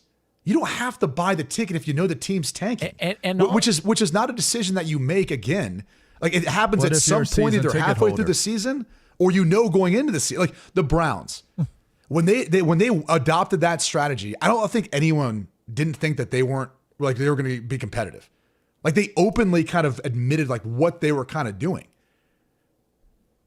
I just think that the product at home has gotten so good that why would you want to go to get, like, there was a story we did about a guy who went to every single NFL stadium this year. He watched a bunch of these games, went to every single stadium. And my big question was, why? Like, because there's still something connected to an in-person experience. I totally get it, but I think that the number of people who fill up a stadium, NBA, for example, 18,000 on a good night, on a really good night at an NBA game, 18,000 if you're up to the rafters. There's a lot more people that tune in and out of that game on TV if it's on TV. Without a doubt. And I think that Adam Silver, with the TV partnerships, with the gambling paranoia, I think he looks at that as, we'll address the fans later and hope they stick around. We got to make sure that things are right on the TV side and present a better product, because more of those people are watching at home. It's just too good now. By the way, the players will adapt to this, because this isn't like a singular issue that just the NBA side is trying to figure out and fix for the teams, because load management is a portion of it being players' choice too. I mean, how many NBA players have we heard about who want to be, traded or go to another team because their team held them out of games for load management? Like the Max Crosby situation in Las Vegas. Have we heard about an NBA player who was frustrated about the team shutting him down for load management? No, that guy would sign an extension. I don't necessarily agree with that. I think I do think guys are frustrated when they get load management, because that's a way of saying, we don't want this player and we don't want to play this player. Load management in some cases is a reference to, we're not going to play you, we're trying to move you. And they'll sit you until they're able to move you. That is true. That's very true. What would you call LeBron? True. What would you call LeBron this year? Probably load management because he's very old. Right, very that's old. what I'm saying. There's elements of that. But there's elements of that with all stars. But hold on now. Hold on. That's. By the way, I'm using that example because you're in LA. Okay. I take that example. There's other examples of that. Load management for a lot longer than looking at one singular person that's an outlier. LeBron James is one of one. You're combining the two. If you're saying that they want to sit him out to move him, that's tanking. That's not load management. That's not necessarily tanking either, though. I like it's not that black and white. Your nurturing tone with LeBron, like he's very old. He's old. He is. It's like a dog. It is what it is, man. I didn't say like a dog, but he is very old, and load management could go a long way if you're trying to make it to the playoffs and him have enough gas later on. But there that's are for other every guys, veteran old player. There's a lot of guys who that's not the intent of sitting out. reason why they do load management with all these players. It's Again, not it's because not they're load tanking management. either. It's not because they're tanking. If you sit out a guy to move him, then clearly you're not necessarily tanking, but you're not trying to play him because you're trying to rebuild. You're not playing him because you don't want to play him because for whatever reason that could be disagreement between head coach and player or GM and player or whatever. A player has complete control over whether or not they want to play. Like if someone came to you and said you're not playing tonight for load management, the player can be like, "F off, I'm going to go play." Yeah, but they might not play him. They're not going to play him. He's not going to go into the game. It's not F off. I'm going into the game. You can't go into the game. They got to put you in the game. They're not going in the game. Okay, then here's what he'd do. He'd file a grievance with his union to the NBA and say they have to play him. I'm healthy. I'm telling them I want to play. They don't have to play him. You can say they don't have to, but there would be a grievance filed if that was the case. Like you can't force a player who's on the roster if he's healthy to not play. Like I'm saying, load management, they're in street clothes. They're not in warm up sitting there like a lot maybe of on the homies bench. behind the scenes that know a lot about a lot of things. Ask them about this topic. That is not true. What you're saying, I mean, yeah, sure, they can file a grievance, but they do not have to play a player. If they decide that they're going to move on from a player, I don't care how big his name is, they will sit him out. They will sit that man out. And that happens in every sport. That Right. that's okay, LeVar. That's exactly what I'm talking about with Max Crosby and the Raiders. He wanted to play. They shut him down. They sat him out. Yeah. And we still don't know what how the many reason players is. have we heard in the NBA who've been seeking a trade and made a big deal about orchestrated because of that? It's just very normalized. So you're not going to hear it as much because it's a normalized practice within that industry. That's all. I mean, it is what it is. It is what it is. I mean, I don't make the rules. It's not me that does it, but I do know that for certain that is how things are handled at them in the NBA. That's all I'd say. It is the Dan Patrick Show here on Fox Sports Radio. It's LeVar Arrington, Jonas Knox, Brady Quinn with you here on FSR. Two pros and a cup of Joe, filling in for Dan and the guys. By the way, you want the vibe of a drink, that smooth, warming kick, especially on game day without the hangover? That's RK Zero Proof, world's first zero proof spirits with their patented warm molecule, same feel, zero alcohol, all the cheers, none of the regrets. Try it at rkzeroproof.com. All right, so coming up next here, going to throw out a little idea. A little idea here to fix two NFL problems in one, and that's yours right here on FSR. But let us tell you a little story. Conduit, a major government contractor that processes medical billings and other transactions, has shared information about a large-scale data breach beginning in October 2024 and mitigated in January 2025. Updates have confirmed hackers exposed names, social security numbers, medical data, and health insurance information of more than 25 million people across Texas and Oregon alone. It's important to understand how cybercrime and identity theft are affecting our lives. Lots of places can accidentally expose your personal information. That's why LifeLock monitors millions of data points a second for risks to your identity. LifeLock detects and alerts you to potentially identify threats you may not spot on your own, like loans taken out in your name, like crimes committed by thieves pretending to be you. If you do become a victim of identity theft, a dedicated U.S.-based restoration specialist will fix it, guaranteed, or your money back. It's easy to help protect yourself with LifeLock. Join now and save up to 40% off your first year with promo code Patrick. Call 1-800-LifeLock or head to lifelock.com and use promo code Patrick for 40% off. Terms apply.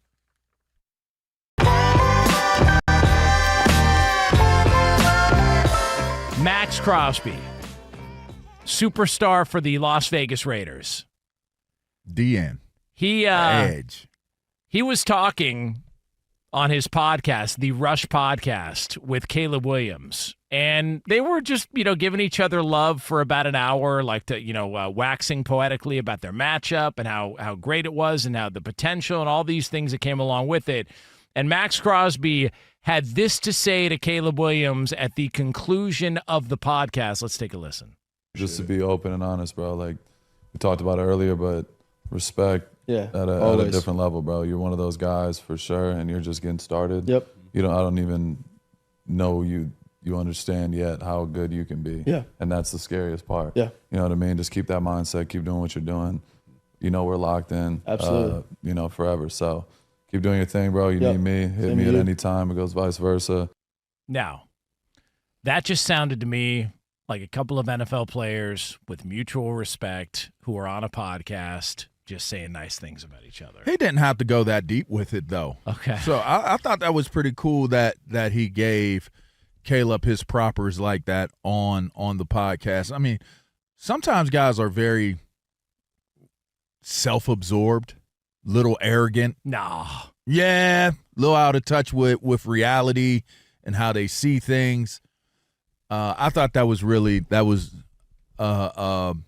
it sounded and seemed like a genuine moment. And I've only had those things to say about people that I've played against or I've watched play that I really like. I like their game. I like something about how they are as a person. Whatever it may be, there had to be something connected to that person that made me feel such a way to be compelled to feel those types of things that Crosby said. And for what it's worth, he wasn't lying. Like, Caleb Williams probably doesn't even know how good he can be. And he is just getting started. And he can be a generational talent.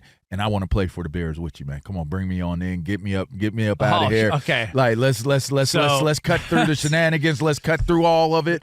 And like, can you get me to Chicago, bro? Like, come on, man. Windy City, Max Crosby, Caleb Williams. Let's go. All right, so this is the problem I've got with all this, because I get it. Max Crosby and Jay Glazer's reported on this. He's not thrilled with what has happened in Vegas. And let's be honest, would he be? Exactly. Why would he be? I mean, it's been a little bit of a circus tent there, and not the good kind. And there's been all sorts of stuff that's gone on. Whatever plan they've had, it hasn't worked. It's just been a little bit of a disaster. And so he's frustrated. He wanted to continue to play. They shut him down. He felt like they were tanking. They're trying to get the number one pick. All of that is fair. But the problem I have with people assuming that, hey, he's being really nice to a guy on his podcast, so that must mean that guy's going to end up with the Bears, is the fact that the Raiders hold his rights. And Adam Schefter reported that the Raiders are going to be asking for something similar to Micah Parsons, 2 number ones and a position player, a marquee player to go along with it for any trade with Max Crosby, and they don't want to trade him. So just because Caleb Williams is on a team that could use some pass rush help, because that was one of the Bears' issues, is they couldn't get to the quarterback. So just because he's on a podcast and the guy's being nice to him doesn't all of a sudden mean the Raiders are going to be like, hey, you know what? Upon further review, he was so nice to you and you guys get along so great, and he doesn't have a problem with the fact that you paint your nails. So what we're going to do is we're going to take less of a deal and we're going to trade you to Chicago to make you happy. The Raiders are going to be like, no, man, kiss my ass. You're going to go to where we're going to get the most value for you. And if that means we're going to send you to Carolina or New England or Chicago or Istanbul, who cares? Who cares? Like, whatever value you can get in return that's going to be the highest value, that's where they're going to trade him. It has nothing to do with Caleb Williams going on a podcast and those guys getting along. That's the part I don't get. Well, here's the part you have to understand about what they did. It's a strategic play because we all know that public opinion drives behind-the-scenes decisions too. And if this were, just like we talked about in a prior show about putting it out there first before the other side puts it out there, right? We were talking about C.J. Stroud, his representation, and the Houston Texans. They're putting it out there. Like the Houston Texans put it out there. We may be open. McShay put it out there that they could be open to trade discussions about C.J. Stroud. C.J. Stroud is in the 4th year of his contract. This is that time where you actually are looking to extend and do that blockbuster deal.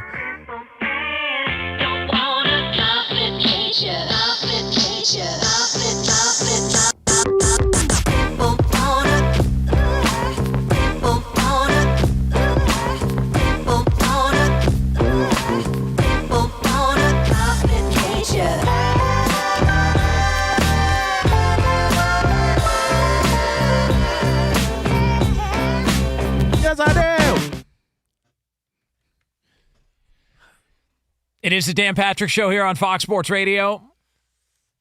LeVar Arrington. Come on. Brady Quinn, Jonas Knox. In for Dan and the guys here on this Friday morning. Coming up here, and we'll call it about 15 minutes from now, we're going to tell you about a feel-good story, a happy conclusion to some drama involving an NFL quarterback that took place within the last year. That'll be yours right here on FSR. You can also follow along on the YouTube channel as well, too, at 2ProsFSR. And you can listen, as always, on the iHeartRadio app, where you can stream us wherever you happen to be. Catch us in all of our Fox Sports Radio shows live 24/7 in the new and improved iHeartRadio app. Search Fox Sports Radio in the app to stream us live all day, every day. And be sure to select Fox Sports Radio as one of your presets in the iHeart app, so it will always pop up at the top of your screen. So there was a report out yesterday that I believe it was the Twitter account or X account, NFL Rumors. And so for whatever this is worth, apparently Tua Tagovailoa is intrigued by the Arizona Cardinals, which is like the perfect headline this time of year in the NFL. And I was thinking about this, just to make things easier for everybody, all right, just so we can just like move along with our lives. Why don't the Dolphins and Cardinals just swap quarterbacks? Like, let's just save everybody the trouble. Like, you know, the money, the different, like, figure out a way to make that work. It's the same situation. Like, it's basically the same guy. Like, let's just switch quarterbacks here and let's make that happen. And you know what? You know why I think about that? Because the drama that happened with the Major League Baseball Players Association, where Tony Clark, the executive director, was given the boot, had to resign because they found out that he had hired his sister-in-law in 2023 and they were having an inappropriate relationship. And I'm looking at it going, oh, on the surface, that seems really bad. And then Bob Nightingale, who covers Major League Baseball, was on the Blowtorch, AM 570 LA Sports with Petros and Money this week, and he said, yeah, you know, it was tough to tell them apart.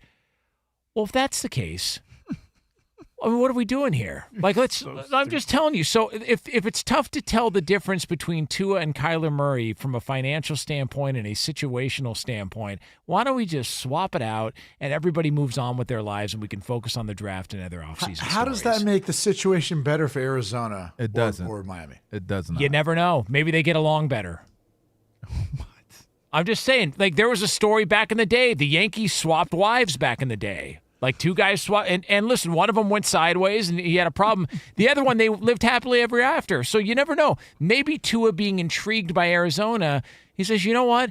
That brings me to a place that I feel like I can work with. And maybe Kyler Murray looks at Miami and he goes, all right, let's give this a spin. I just think at some point, we got to get to the bottom of this stuff, and I find it hard to believe the Dolphins are just going to cut ties and swallow $99 million in dead cap money, which has been rumored. No one said they're going to. They could easily hold on to Tua for this season, start that process of rebuilding, new coach, new general manager, and move forward.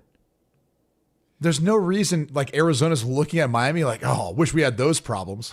Let's go ahead and bring that guy in here. Why not? That's not what they want. They're both available for a reason. I think they've had an opportunity and a time to show that they can play football. I think in proper circumstances, situations, you could probably justify saying that both of them could be good again, but I would hedge my bets on that, and I would not take that type of a chance or that type of a risk. The swap sounds crazy for one. That sounds pretty crazy. Hey. But I mean, hey, I just don't see at this point in time that being a sensible move. I don't. Kyler Murray could potentially make your team a better team. I don't know. I don't see it being feasible for that to be a reasonable swap or exchange. All right, so let me ask you guys this. Say, and we'll if you had to guess right now. Why are you trying to be serious about this? So this is what I don't get. Okay, like, you're not being serious. I am being serious in this regard. Okay, if you had to put a number on the win total next year for the Dolphins and the Cardinals, what would it be? Like, if you had to put it just, and obviously we don't know the numbers as of yet because I'll say over/under is set at 5.5. Okay, for both teams. Sure. What does it matter? Now, if you put Kyler on the Dolphins and Tua on the Cardinals, nothing changes. Doesn't change. See what I'm saying? Doesn't change. So what are we doing? But here? that so doesn't why do mean. It? Yeah. So why do it? So, and look at it from this standpoint. You just mentioned the dead cap hit that Miami would have to take on if they moved on from Tua, right? $99 million. Yeah.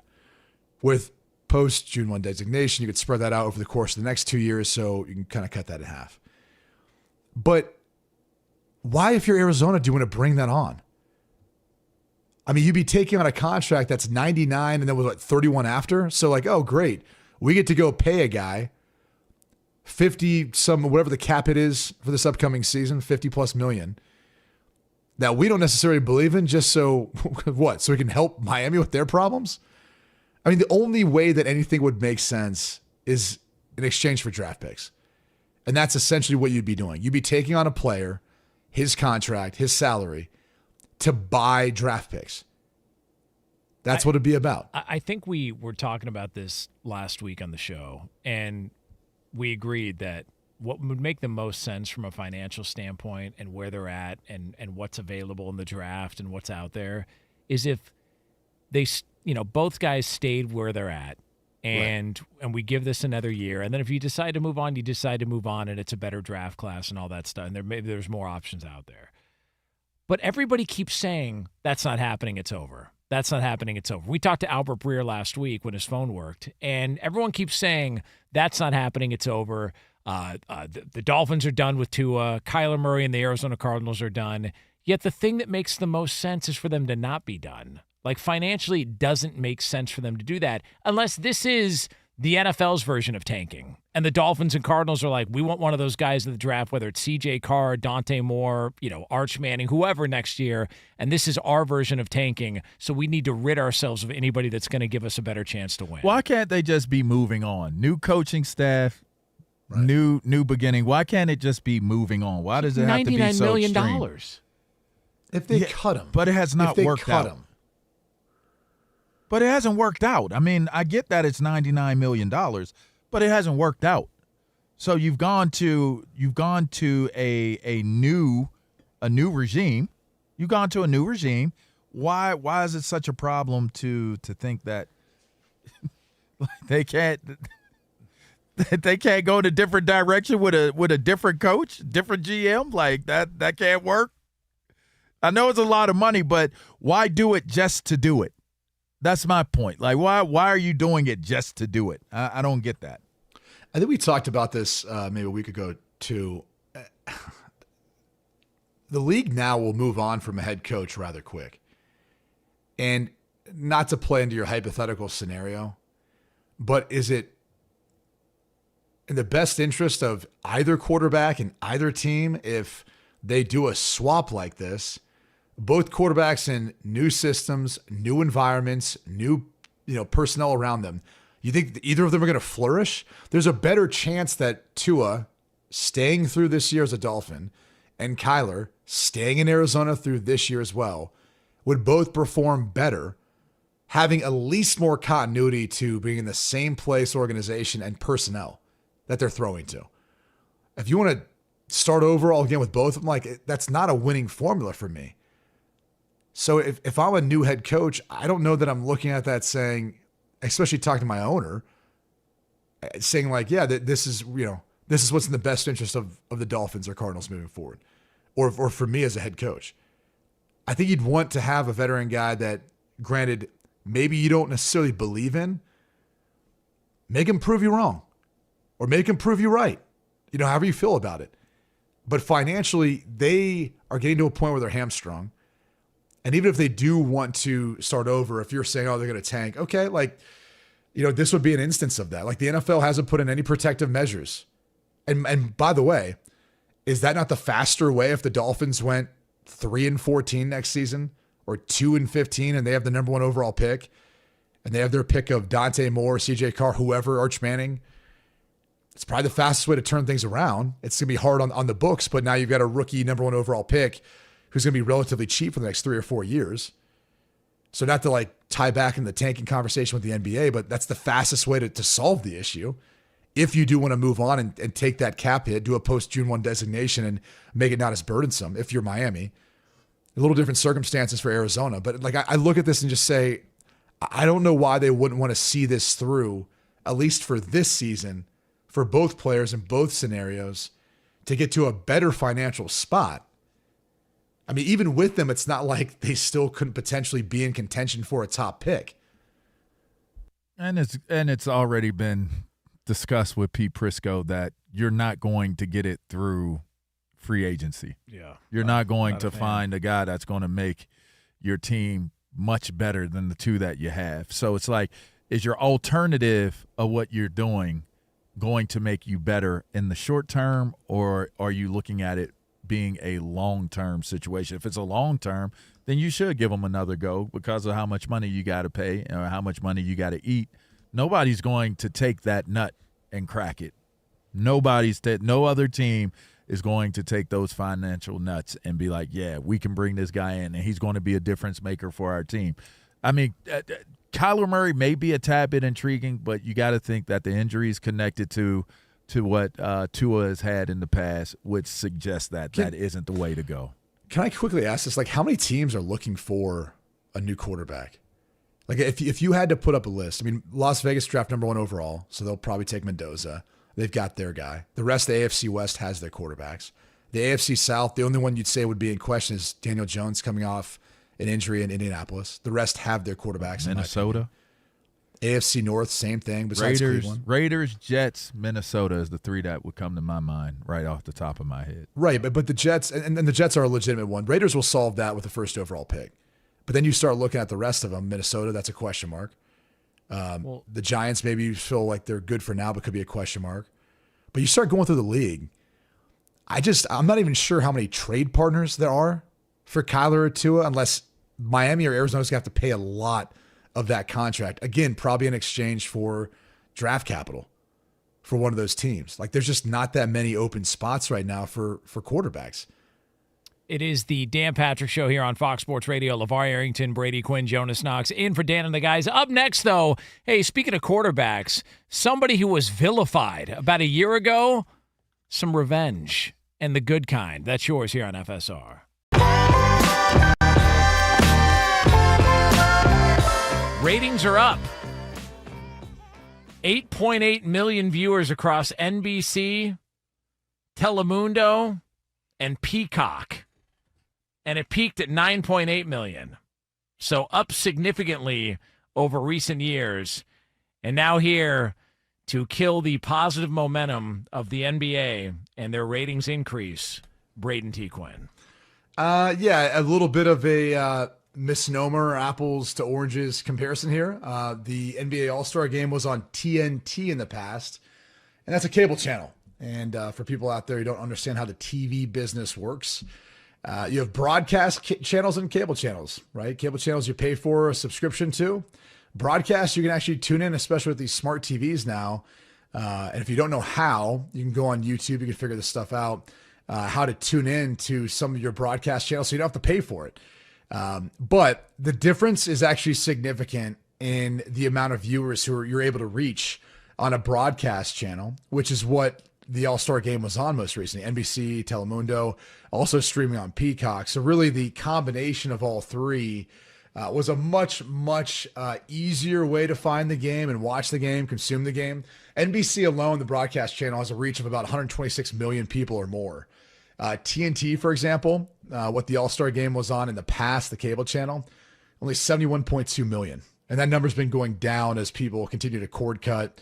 Some of those people go elsewhere, but some may just not watch it altogether. So it appears to be up, but also this is a move that a lot of TV networks are doing in order to inflate some of those numbers by putting more of the live content on the broadcast channel, since there's a much wider net and hopefully catching or capturing some of the viewers. So again, it looks good in the ratings because, hey, they're back up. It was a big night, but in reality, it's just a lot more people were probably able to tune in and watch, and with nothing else on to watch, they most likely watched for a little bit, which I would tell you this. I was one of those people, tuned in for a little bit, and I swear to God, we went right back to watching the bobsledding. Jeez. Yeah. Which, okay, on that note, and we're not there yet for the Winter Olympics update, Colin Jost put out a video. If you have not seen this, you got to check it out. So he gets into a two-man bobsled, and they've got a camera mounted on the back of this thing. And it gives you a real perspective of what it's like going down in that bobsled. It is terrifying to watch how fast that thing is flying. And so when you're watching like how they're trying to drive it and steer it down there, it gives you a perspective of like, oh my gosh, that is ridiculously difficult. And you can see why they get offline just a little bit. So if you get a chance, go check this out. It gives you a greater perspective of just how hard it is to drive one of those things and not hit the sides and not just completely fly off the course altogether. It's pretty crazy. I did you guys remember Superstars Challenge on, I think I want to say ABC Sports, where they brought athletes from different backgrounds together and they competed to see who was the best. Yeah. Well, we ended up losing. Bodie Miller, the downhill skier, he ended up winning, and he beat me because I'm scared of heights. But going over that wall for the obstacle course, I was good going up. I just wasn't good coming down. Really? Yeah, I was scared. Huh. That thing was way up there. It's like, I don't know how tall it was. And Brady made you walk all those hills in San Francisco to get to dinner. Isn't that crazy? That's just disrespectful, sad, man. Sad. That was for exercise. I knew we were going to put on a feed bag, so I want to make sure we got some calories burned off. I mean, you put on a lot of calories that night. I was blown away. Anyway, so the one of the guys did the skeleton or whatever that was there. He definitely couldn't compete with us physically, like running and lifting and all that stuff. But, you know, we were sitting around one time and we were just talking and talking about the different sports that we do and this and that and whatever. And he started explaining like how intricate it is to be, you know, on the skeleton, and how basically you're going head first with this little sled under you, and you're going at crazy speeds, these high speeds, going around these turns, and you have to direct it. And I was like, help me understand, because I'm trying to understand, if you're going fast and you're head first and you're hitting these different, you know, different turns, how exactly are you controlling it? And basically it's like, it's through repetition. You have to You have to be able to, through repetition, start to memorize what the course is so that you know, like, okay, I got to feel the lean this way. I got to feel the lean that way. All right, this is straight away. We got to put it head down. And he just was explaining the small details and intricacies. Use your feet and to even yourself out. Yeah. It was, I mean, it scared me listening to him. And by the way, to further this point, this is your NBA All-Star Game update. Oh, what you doing, man? We started talking about pound. Hey. Orale. It is the Dan Patrick Show here on Fox Sports Radio. Lavar Arrington, Brady Quinn, Jonas Knox with you. Coming up. This is Q's favorite artist. Hey. Big time. Hey. Hey. First off, you know who mine is. Oh yeah. You were going with Daddy Yankee. Oh, Mr. 305. My bad. What's his? How you say it again? Well, Daddy Yankee. Yeah, there you go. All right. Daddy Yankee. Yeah. Fit right in at home. We're fit right on. I'm so bad with accents, though. I'm like the worst person to go anywhere where someone's got an accent. I don't know why. I can't understand it. Like my oldest daughter, my in-laws are from Boston. So they've, Paki Ka Hava Ya, like they talk like that. And so my oldest daughter has some words she says that sound like she's from Boston. Really? Yeah. Pretty sweet. So and the funny thing was, I remember when she was in preschool, they talked because they're like, oh, we think she has a hard time pronouncing her R's. And I said, well, have you met my in-laws? I'm like, they're like, oh, they're like, I was like, yeah, that's their grandparents. I said, they're from Boston, so they know. I was like, that might be what you're catching on. She's like, oh, okay, that makes sense. So, yeah, well, I don't know. I mean, listen, I was going to, it would be offensive. Never mind. I'll just leave that alone. I was going to try and make a comp to, to my son, but it's, no. Wouldn't go well. All right. But it would fit with the song we came back with. Coming up top of next hour here on the Dan Patrick Show, we do have an update. We've got an update on a major event that is about to take place here a short time from now, so we'll get into that for you here. Also, check out our brand new YouTube channel for the show. Just search 2 Pros FSR on YouTube. Again, that's 2 Pros FSR. Be sure to hit the subscribe button. Don't stop there. Hit the thumbs up icon and comment away. Let us know who on the show you agree with, who you think is wrong. But check out our new channel on YouTube. Again, just search 2 Pros FSR and subscribe quickly. Teddy Bridgewater, you guys remember when he got popped last year because he was giving away money to his players when he was coaching high school football? Yes. So the Florida Senate passed the Teddy Bridgewater Act bill that would allow middle and high school head coaches to use up to $15,000 of their own funds to support student athletes that's with pretty food, cool. Transportation, and recovery services. Love that. Nice little happy conclusion to what happened with Teddy Bridgewater. All right. Because he was like paying for Uber so the kids could get to practice. Paying for food. Been there. Good God bless whoever decided to do that and put that in legislation. Good for you. That should be in every state, by the way. Brady wanted G's. Brady wanted him suspended for 4 games. Dang. Like why do you say stupid stuff I don't know. like this? Why do you do this? I don't know why you wanted it.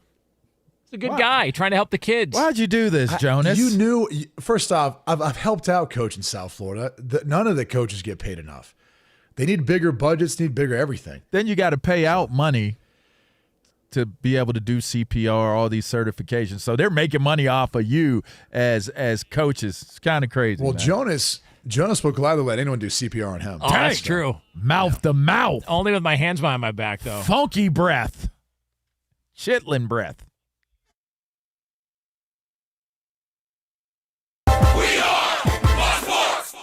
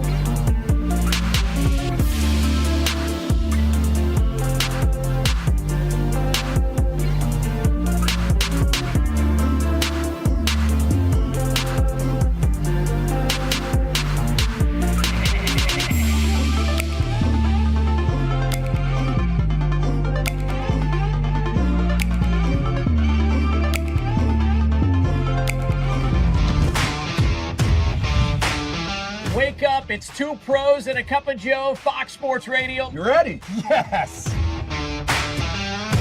No pain, no gain, and I have dished out a lot of pain. I played the game. The rules are still the same. Hey, America, you want some sports? We got it for you. Two pros and a cup of Joe is three guys talking sports, having some fun, and a great way to wake up in the morning. Hey, listen, there's a lot of stats for us to get through right now. We're here to break it all down for you. I always hear that defense wins championships, but LeVar, I can't help but notice that the W-2s for the quarterback look a lot higher. That's because we're worth it. You gotta be kidding. It's just one of those shows that gives you that feeling of, I'm talking to my friend anywhere you may be, a sports bar, a living room. As different as we are, it works. When he scores his first touchdown, what will the celebration be? It might just be a spike. Yes. He's going to derobe first. Jeez. They set their wedding date on the day of the Super Bowl, and the groom's trying to move the wedding now to get out of it so he can go see the game. Is he in the wrong here? Let that man use them tickets. Unbelievable. We're like those three best friends that grew up together. We've developed a chemistry. In case you missed it, LA's finest, that's right, everybody's favorite. Apparently had a few too many drinks last night. This guy's got a little bit of an issue here, huh? Call a taxi. I hear he has a weird infatuation with elevator rides. Here we go. We're three brothers and we look identical. Oh, wow. Really? I totally agree. Yeah. Wrap it up, let's go. My guys. Yes! Two pros. And a cup of Joe. More sports, more fun.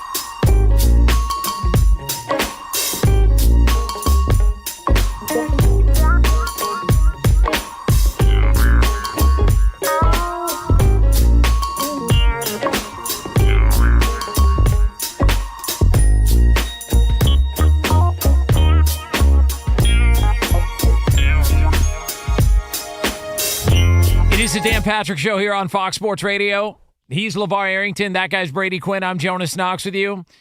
You can find us on the iHeartRadio app. You can find us on hundreds of affiliates all across the country. If you are listening on the podcast, we appreciate you doing so. We're going to be taking you live all the way up until the end of this hour, noon Eastern time, 9 a.m. Pacific. You can also check us out on YouTube at 2ProsFSR. You can watch along as we take you through the next hour in the world of sports and beyond. We do have a little bit of an update, though. Do we really? So the Canadian men's hockey team will drop the puck coming up here in a short time from now. I believe about 10 minutes from now. But the big news. The big news is Sidney Crosby will not be on the ice. Oh, no. Sidney Crosby will not play in the semifinals. He suffered a lower body injury last game, and so no Sid the Kid for Canada as they get ready to try and advance to the gold medal game, which I know NBC is really, really hoping ends up being Canada and the U.S. coming up on Sunday. But it looks like Sidney Crosby not going to be on the ice for the Canadians today. And if they advance, who knows what the status is for Sunday. And now you got to wonder, what does this do to the last portion of the season when it comes to the Penguins, who were an overachieving team this year? Crosby's already up there in years. And the fact that he's injured enough that he wouldn't play in this game feels a little bit troubling for the extent of the injury, especially with how tough hockey players are and the stuff they go through, that he's not going to be able to give it a go in this game. Might say a lot about the injury itself. Well said, coming from a lifelong Pittsburgh Penguins fan. Oh, come on. That's by the way, speed skating's on the Olympics right now, in case anyone wants to check that out. You should always want to check out speed skating. Yeah. Well, again, Femke Koch, however you pronounce it, she's number one again. No big deal. Although VAR's favorite, Jutta Leerdam, is that how you pronounce her name? I don't know anyone's name. Yep. I can't even see their faces, to be honest. The Netherlands seems to always be at the top of the board there for that sport. I also noticed something too. You know how after they get done, sometimes the women will like unzip their thing? Yep. Some of them have like taken a second guess about that. Like now they're not doing that. I think because it'd be tough to compare it to some of the other competitors. Well, also, why give it away for free, you know? Dang. Like, you know what I'm saying? What you talking about? Come on, man. Huh? Olympics aren't on You know what? pay-per-view. Huh. That's actually a great question. Why would you give it away for free? It's probably why Darren Peterson, the outstanding freshman at Kansas, maybe just asked to sit out of the game this past week. By the way, I love the approach. Darren Peterson is projected to be the number one pick in the NBA draft. Guy's a stud out of Kansas. He was a 5-star recruit. Came in, he dropped 23 points in the first half versus Oklahoma State. It's great, outstanding. The problem is he's got these soft tissue injuries that keep popping up. Then there was cramping that popped up. And then there was a legitimate ankle roll mixed in there, but he hasn't played a whole lot for the Jayhawks. And there's some speculation that maybe he's kind of saving himself for the draft. And so you've got people saying, well, that's a bad look. And, it's not this is not, if I was an NBA GM, I would look at this and have second thoughts about whether or not I would want to take this guy. I'd want him on my team. And I'm kind of torn on this because I can understand, look, you want the guy to go out there and compete at a high level. You want him to do all these things. But he's also probably good enough to not need to go to college and go to the NBA. And if his heart's not in it and he is focused on the future, I get the concerns about it. But there's some players who are different that maybe don't need to go through the same thing other players do to be able to compete at a higher level. And so he's getting knocked by a lot of people left and right. But I still find it hard to believe that if he's there on the board and you're picking number one in the draft next year, you're going to pass because he pulled himself out of a game due to a cramp issue in some regular season game against whoever Kansas was playing at the time. Find that hard. VAR, what do you think? If you have a cramp issue, why are you pulling yourself out of the game? Shouldn't your medical staff be pulling you out of the game? Well, he hit a 3 most recently. Okay. And then he turned around and said it to Bill Self. He said to Bill Self he literally turned right around and tapped Bill Self and said, "Hey, coach, put his finger up. Like, come get me." He just buried a 3. Okay, but because it was a cramping issue. Who knows? Okay, so if it's not a cramping issue, then okay, I understand there being some blowback. If this is indeed a situation where he is finishing up an opportunity, pushing through the pain. You know, some people are actually turned into heroes off of staying in the game while hurt and while injured. Yeah. He completed the three-pointer. Get me out. Like, I got you another three before I came out, but this cramp is bad. My question is there legitimacy to the cramp? If there's legitimacy to the cramping issue, I have no problem with him pulling himself out if somebody is not aware of the cramping issue. If they were aware of the cramping issue and they left him in there and he's like, okay, I can't take the pain of the cramp anymore, pull me out, I have no problem with that. If you're saying there's some other underlying reason he got his points and now he's ready to get out of the game, then I could understand why they would actually, have an issue with what he did. All right. I don't think it would be a big issue, but hey, who knows? I guess we have a big issue. Can I give you what I believe to be a solution? And this doesn't just stand for men's college basketball. I think they need to do away with the one and done. We've gotten now to a point where it feels like if someone's capable of going into the NBA from high school, they should have the opportunity to do so. And they can go start that journey. If they care about education and maybe they get compensated as part of that, they can go to college for a couple of years. But I feel like if you're holding yourself out a bit, if that is indeed what is taking place, or preserving yourself, then it's kind of making my point.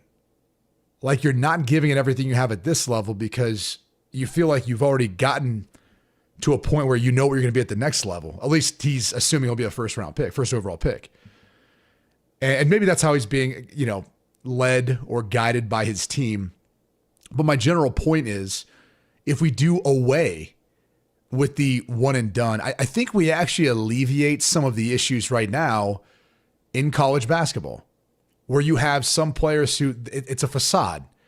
They go to school roughly half a year to essentially go through the motions before they then can go on and play in the NBA. Now, they can go pro out of high school as it is now, right? They can go to the G League, they can go overseas, but there's more money in college, which is one of the reasons why we're kind of doing this. And what I'm trying to do is find a way of protecting against what's happening in college sports because of the way NIL has impacted everything in college sports. It's pushed away from the educational component. We've gotten purely all about money. And part of the issue that I think football is seeing, and really all of college athletics is seeing right now, is because of one or two sports, meaning men's college basketball and college football, there are being precedents being set. There's players who are taking the NCAA to court and winning based on eligibility rules, et cetera. And it's a very flimsy system. Look at Trinidad Chambliss, for example, who didn't want his years at a JUCO to count as part of his eligibility. And so they appeal until they find a judge who happens to be an Ole Miss alum who's getting an autograph from him after the appeal, where he ends up awarding Trinidad Chambliss the additional year of eligibility. Wait, was he really? Do you really get an autograph? Good for him. Please tell me that's true. Good for him. Allegedly. Sweet. Good. Why not? So good. You're what I'm saying though is part of the issue with college sports right now is what's happening in college basketball, men's college basketball specifically, is also impacting the eligibility rules and some of what's happening in college football. Right? If you've got a pro player who comes back from the NBA and ends up coming back to play in college basketball, and let's say that there's a world where that happens, you don't think an NFL player who maybe only makes it 2 or 3 years tries to come back and do that too? I mean, they'll press and they'll keep doing it until they find a judge or they find, a court that'll allow them to do so. And it sounds crazy, but I think if you look at this, I would say do away with all of the one and done or 3 years removed from high school for even college football. And it sounds nuts, but hear me out. I don't think there's going to be any kids that can go from high school to go play in the NFL right away. And so it might take a little bit away from that, but what it's going to preserve is, at least for the kids who come back for the following year, like let's say Jeremiah Smith after a year at Ohio State, we all look and say he probably could have went and got drafted. Well, all right, like he's probably the only one. And anyone else who goes and takes that path, that's your path, but your eligibility is over. Like once you leave and you go to that level, it's done. It's over. You can't come back because there's no restrictions of coming into it if you just do away with the whole 3 years removed from high school. And right now, I'd say this. If there was a concern about injury for some of the players, do you know the average age of an Indiana football player from this past season's team? It was like 23. 23.4 years. You know what the average age of the NFL was last year? Like 23? No, it's a little older. It's Is it? 26. 26. Yeah, but as soon as guys like Aaron Rodgers or people like that retire, it's going to go right back down. Go down to 17. I would have thought, I'd have thought it'd been like 23, 24. Because if you're taking the average, most college players enter into the league at like 21, 22. Yeah, I think. No, not most. That's changed a lot ever since they've implemented NIL. Players are actually they've seen the fewest number of early entries into the draft now because of NIL. It's actually kept guys in school longer. So the general point is that if the average age of college football is getting older, and even though you've still got a decent amount of young players in the NFL, because that's more of a byproduct of, if you're not a superstar, guys are being cut and moved on from. There's no middle class. So you've got some rookies who come in that are 22, 23, 24, and they've proven themselves. And you got the rest where if they don't catch on in a year or two, they're out by year 3. Average career length 3 years in the NFL. So the point is that it's not like it's even a risk either necessarily from injury if you implemented something like this. Yeah, I think that's. But why are you making a kid go to college for half a year where they're really not going to class and they're playing a sport to make some money before they can go on to the NBA? They just need to go back to letting them go out of high school if they want. I think the concern and people are going to say, well, some of these guys aren't ready. And it's like, well, if you run the risk, then you lose your eligibility, et cetera, et cetera. Well, is that that's fair? the choice. I know. And then it's going to turn into, well, is that fair if they were given bad advice? Because that conversation always comes up. I would say just turn it into a reality show. Hey, All right, you think you're good enough to go to the NBA? Get on the reality show. But hold on for a second. And Lavar knows this. How many kids are getting bad advice now in college to go in the portal and transfer and they need to go somewhere else? Hey, Agreed. Go to the local jailhouses.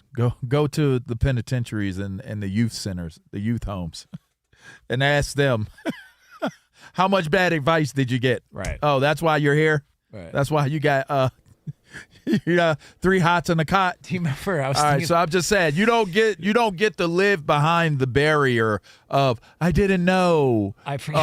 I'm sorry, I got bad advice. Like, I mean, the bottom line is if you're in that position where you can make that type of a decision, then if you need to err on the side of caution, do so. If you're that good, then you should be that much better the year after that, and some few years after that before you touch your prime of maybe what your ceiling is on your potential. I do wonder how many players took the path of going straight to the NBA, and upon further review, that was an awful choice. Like their careers just never took off the way it could have had they had that one stopgap to the NBA in college. Whether it was 1 year or whatever. But how much is 1 year really going to make a difference? Well, and in all seriousness, like look at Kobe, look at LeBron, look at Kevin Garnett. I mean, there are plenty of examples, and like I sit there and just look at it and go, I understand what you're saying, but you can't make decisions to save everyone. Oh no, I agree. But do you think Cooper Flagg benefited at all from the 1 year he had at Duke?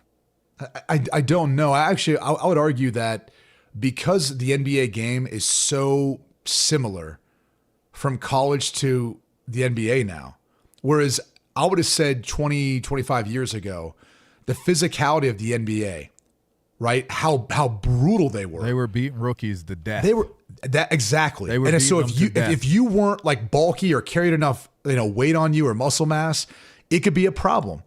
Not anymore. I mean, I don't view that as the case anymore. It's a much more spread out, skilled game. So I would actually say it's probably in the best interest of Cooper Flagg getting an additional year of professional basketball where he's not going to be capped or limited by whatever they're trying to do at the college level, and he can start that process sooner. I would actually say you took away from him playing the NBA. I would say that for quarterbacks, wide receivers, cornerbacks, and safeties. I would say the same exact thing. the game has changed so much in football, and the physicality has been, taken out of it. So much of it that a quarterback could think about going to the pros out of high school. I mean, in theory. I mean, I'm not saying mentally that they would be ready, but physically, from the physical part, if you had somebody who was like these holdbacks and reclassification kids, a kid is like 19, 20 going into their freshman year of college, they could potentially go play. Jeremiah Smith could have played in the NFL his freshman year of college. He could have played in the NFL, and he could have started for a team his freshman year that he had in college. And again, these are rare exceptions, right? Like, it's not going to happen as much in football, but I still think, like, here's the thing is, one of the things that people are going to love about Jeremiah Smith is the fact that he is still so young. Like, you don't think there's a player like him where they look at and go, oh, freshman. Leonard Fournette, for example, perfect example. Yep. Leonard Fournette from his freshman year at LSU, everyone said that's an NFL running back. And then he had to basically wait the next 2 years to get there. And we've seen players sit out. Like, I get concerned, and I know they're making enough money now in NIL where it kind of prevents this. But there's going to come a point in time, too, where guys do exactly what Darren Peterson's doing. And they don't, they're already doing it now. They opt out of the rest of the season if things aren't going well for their team so they can prepare for the draft, so they make sure they don't get injured. I hate to say it, but why wouldn't you? I hate to say it. That's the But point. If your team stinks like this year with Penn State, right? Nick and Katron were going for the records, and they got them. But, or even if look at what happened to Drew. Drew wasn't having a good year. The offense was not serving his skill set properly and perfectly. He goes down a gutter and ends up hurting himself, hurting his draft stock even more. I'd opt out. I'm sorry. I would advise you. You can't You're going to go to the Pinstripe Bowl? You might need to opt out. You're too big of a name. You got too much potential. And go get yourself ready for the combine. Get yourself ready for the draft. There's no reason for you. There's nothing more for you to prove here. You're not fighting to get your team into the playoffs. You're not. So wrap it up. Sorry. Love my teammates. Love that. But if we're talking business, why would you not opt out of the rest of the season? Sounds horrible. Maybe doesn't sound like it's the right thing to do. Maybe you're letting your fans down, your classmates down. I get it.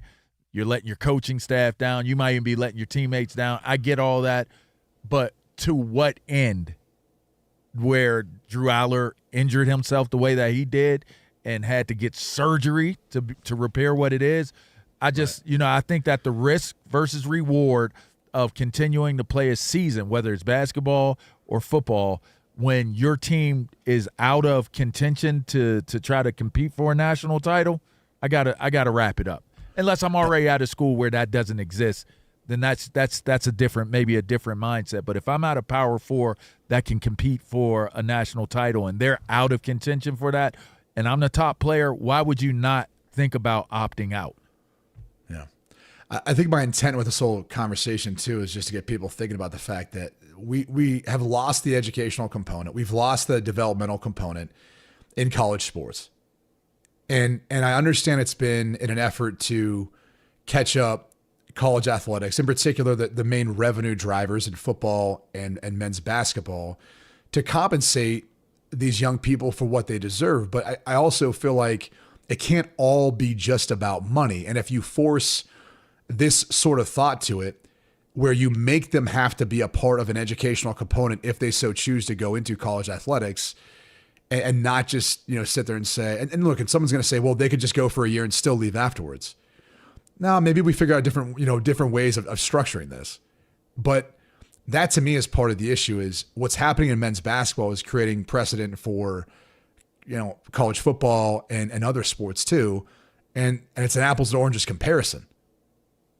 So again, we can talk about Peterson's decision, if it is legitimate or not, but that's his choice.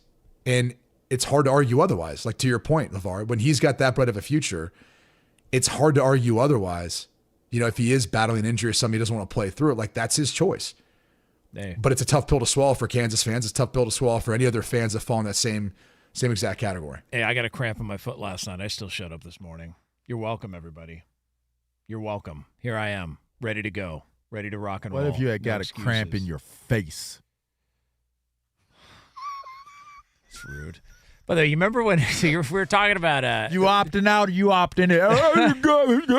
Well, we're on YouTube now, so it might be They'd be able to second see thought. it. Yeah. Yeah, okay. But we were talking about guys that are good enough to play good. I remember this. Remember when Master P was trying to get into the NBA? Well, he was trying. Trying to get in the NBA. He thought he could play in the NBA because he was a good player, but he thought he could play in the NBA. And there was some GM, I forget. God, it might have been a GM for the Raptors or somebody back in the day was like, they're like, yeah, so, Master P says says he could play in the NBA, and he had like a tryout, and some people looked at him, and the GM said, well, his problem is like the same with 80% of our league. They all think they're better than they are. I just wonder how many of these college athletes are like, oh, I can go do that. I could go straight from high school based on some advice they get. Next thing you know, they're at the back end of the bench and, or playing for a G League team. So, or nowhere at all. Yeah. There's overseas. It is the Dan Patrick Show here on Fox Sports Radio, brought to you by True Green. Don't waste another weekend doing your lawn care yourself. Partner with the official lawn care treatment provider of the PGA Tour and get a golf course quality lawn the easy way. Sign up at truegreen.com, then sit back and relax. Up next, we got some good news and potentially some better news for one team in the NFL, and we'll have it for you right here on FSR. But are you one of the 7% of adults in the U.S. who are searching for an alternative to sleeping in a bed? Then let me introduce you to the Z-Cliner, the revolutionary recliner designed by Flex Steel. The Z-Cliner was meticulously engineered with restful sleep in mind, making it an ideal bed alternative. A healthy life starts with a healthy night's sleep. But the Z-Cliner is more than just a recliner. It's a personalized comfort experience. It features multiple power adjustments like recline, headrest, and lumbar, zero gravity to reduce pressure on your body, and tech integrations like charging ports for easy, modern living. We know life can be messy, which is why the Z-Cliner is upholstered in a moisture and stain-resistant fabric, perfect for all-day enjoyment, even in homes with pets and kids. Z-Cliner is a complete sleep solution. Whether you're for daily relaxation or as an alternative to a bed, it delivers unmatched comfort, technology, and support. So visit zcliner.com/DanPatrick today. That's zcliner.com/DanPatrick today to find Z-Cliner at a store near you.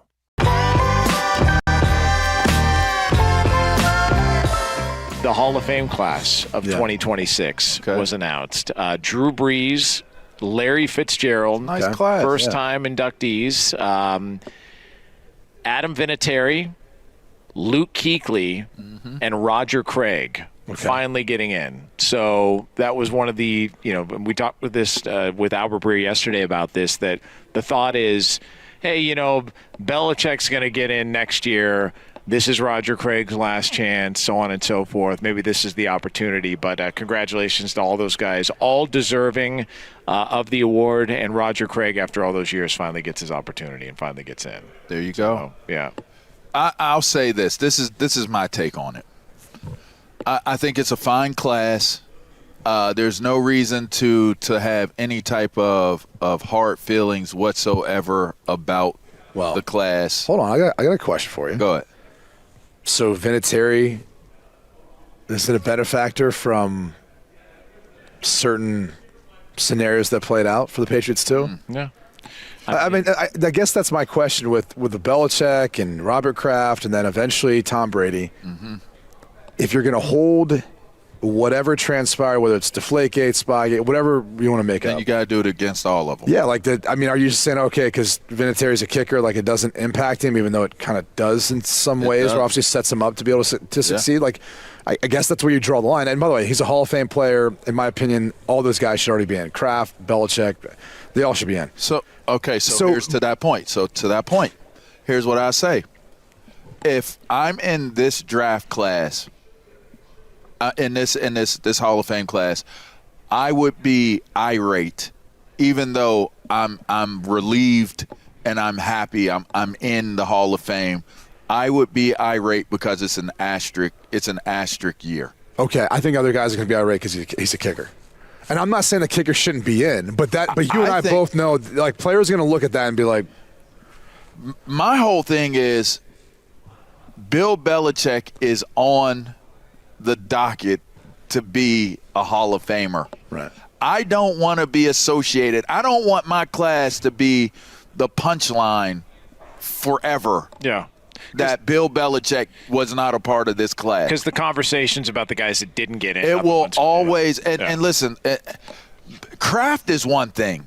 And for what it's worth, I'm looking at it from the perspective of how do you even set yourself to not put one of them in a year where they're in the Super Bowl?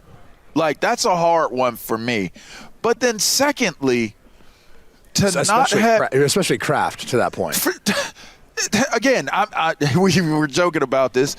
I did the comparison, the verses between Jerry Jones and Robert Kraft. Yeah. And in a shorter amount of time, the body of work of Robert Kraft is essing on Jerry Jones as an owner. That's true. Essing on him, and Jerry Jones went in 2017.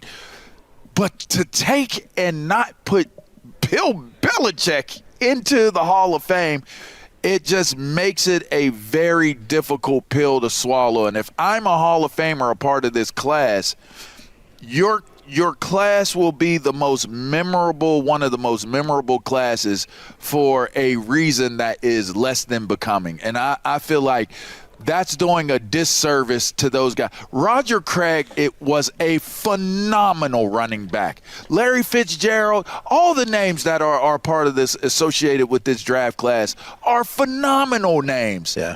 Luke Kuechly, one of the best linebackers, football players, smartest, you name it, athletic, amazing football players, and all that will be literally remembered about this class in particular is how did Bill Belichick not go in as a NFL Hall of Famer? And there's no getting around it.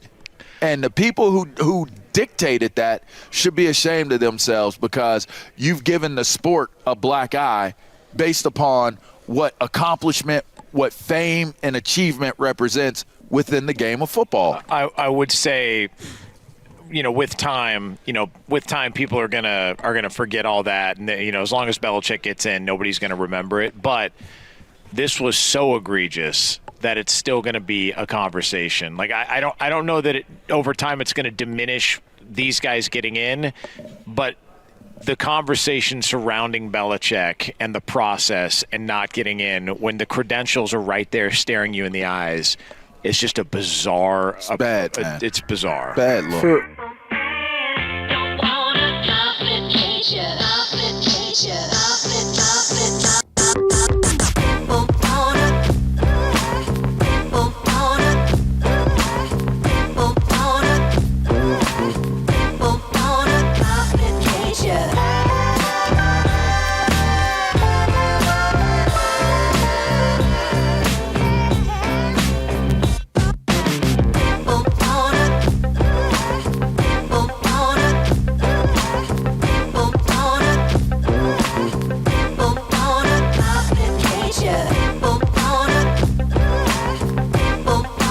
It's the Dan Patrick Show here on Fox Sports Radio. And I've got message from Auntie.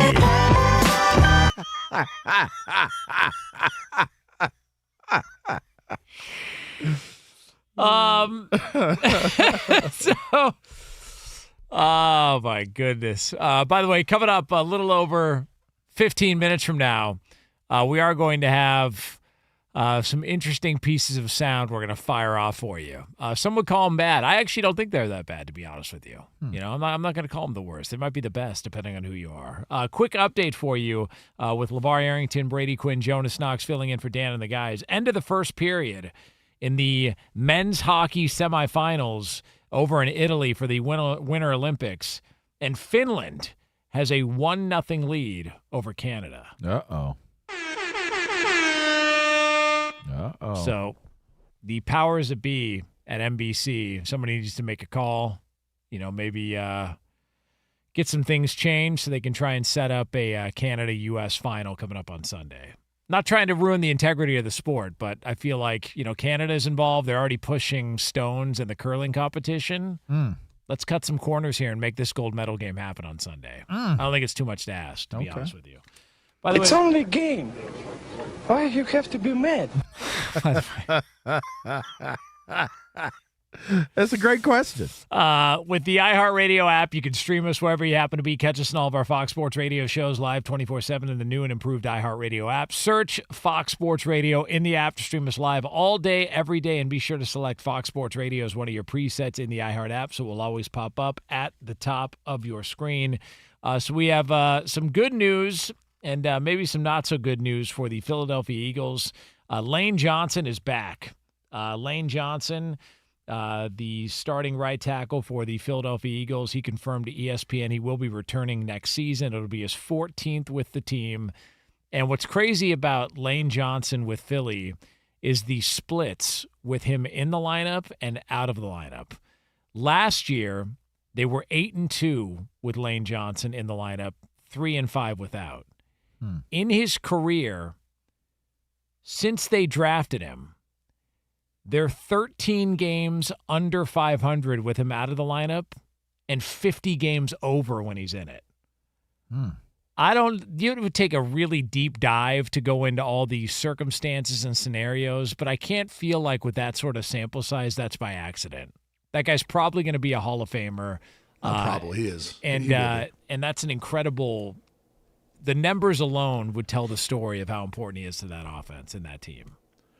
What's interesting about it, too, is he's been, again, the Pro Bowl we view a little bit different, but he's either been a first-team, second-team All-Pro in at least, 5 seasons, something like that. If that's the metric now that we're going off of, he's been a part of that, too. However, he's only started every single game, I think, 2, maybe 3 seasons throughout his entire 13-year career. So think about that, too, though. He's still being voted on, as part of those groups, not even playing entire seasons. He's been that dominant. He'll be a Hall of Famer. It's just a matter of, when.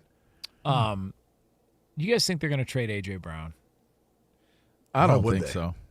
Yeah, I don't think so. Yeah, How many times are we going to do this with him in Philly, though?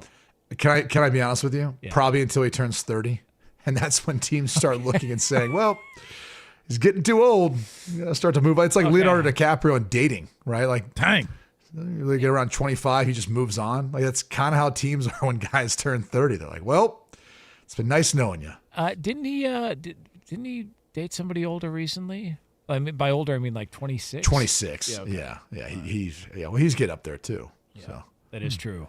I just wonder with the A.J. Brown stuff, because there's been some speculation. Howie Roseman came out and said, earlier in the offseason, you don't get rid of a guy like A.J. Brown. You don't have a player like that and move on from him. Why would you want to make somebody else better by giving away a guy like A.J. Brown? It's just the problem is if it was just last year and you could look at last year and you could isolate that and say, in a vacuum, last year, we understand – it was frustrating for everybody. The offense couldn't get on track, so on and so forth. We get his frustration. We're all frustrated. Let's do it again. We got rid of our offensive coordinator, and let's make this thing work again this year and get back on track. If it was that, I totally understand it. The problem is it was also the year before, and the year before it was a different coordinator, and they won the Super Bowl, and he still wasn't happy. So maybe at a certain point you just go, dude, it's not the offensive coordinator. He just doesn't like it. And whether he likes Jalen Hurts, and there was some poll that came out that Jalen Hurts is the most disliked NFL player. Who knows who took part in the poll. But whether it's that, whether it's he doesn't like Nick Sirianni, the coach, whatever it is, are you really going to get rid of Nick Sirianni and Jalen Hurts just to make A.J. Brown happy? He's a great player, but it feels like it's run its course. You've seen the same thing multiple years in a row. I think it's got more to do with him than it does his surroundings at this point. Go ahead, Q. Well, I think it's a number of things, that he's frustrated by. The reality is, he's still going to be a 1,000-yard receiver almost every single season, but Is he going to get as many targets and touches? So it feels like when he initially got to Philly, you saw that, but the past couple of seasons hasn't necessarily been the case, but some of that's had to do with his health too. So I don't think you can allow a player who, and usually some of the most talented receivers, for some reason, they always deal with this issue. And I think it's just a byproduct of their job. When you work in a job where you can do everything right, every single play for 60, 65 snaps, and you might not get the ball. Like, you might not be able to receive the portion of that that's a reward. It's frustrating. And I understand for linemen, for example, like every single play they're doing their job, they don't get the ball. But that's also not like how they were raised in the sport. Like when you're a lineman, you've been a lineman almost your entire career, and that's the only world you know. And you are receiving that instant gratification of, if you beat the guy's ass across from you, like, you know what you just did. You could smoke by a guy on a route. If you don't get the ball, outside of that DB, no one knows, and it really doesn't matter because the ball didn't go your way. So it's a frustrating position. And I think there's an element of his frustrations, whether it's with the play calling, whether it's with Jalen Hurts, and maybe where he's plateaued as a passer. Whatever the case may be, he's too talented to want to move on. I think you make things work until it becomes an absolute disaster. And I don't feel like we're there yet. What we're accustomed to now is just I don't want to say it, but, just some whining, complaining. Contractually speaking, too, I mean, he's on the Eagles roster with voidable years out to 2033. So, I mean, it wouldn't make sense to move on from him. He's got a dead cap number that's way too big. It's probably a number that other teams wouldn't want to take on this year. He's a better trade target next season, ironically, when he'll be 30 years old in 2027. That would make more sense for them to either cut ties if this continues or trade him, because they'd still have him under contract for a few more years, but a much more digestible contract for other teams. I just think you at least have to get this another year before you start really questioning yourself about, all right, let's rebuild some of what's around Jalen Hurts, and who knows what the conversation becomes around Jalen Hurts if that's the case. So which would coincide with he'd be staring at 30 that offseason. And so that's when you would. Yeah. Okay. He'll be 29 this upcoming season at 30, like I said. That's which is why, if you look at the structure of the contract, again, they put in the Leonardo DiCaprio clause. 30 years old, time to move on. And that's that. I don't think there's too much to add to it. Why not? I mean, I think come on, A.J. Brown is too good. You do a show with two great wide receivers. Come on, man, explain. You can never this. catch enough balls. You can never have enough opportunities to make plays. That's what they want. They always feel they're open. They always feel as though that's the situation. And A.J. Brown clearly was uncomfortable with the idea that he wasn't getting the ball enough. And so, listen, you're never going to find a receiver that is comfortable with those circumstances. And if you do, that's probably not the type of guy you want. They're wired differently. We've said it so many times. Wide receivers are wired differently. What are they? They're divas. What else? They're touched. They are touched. They are touched.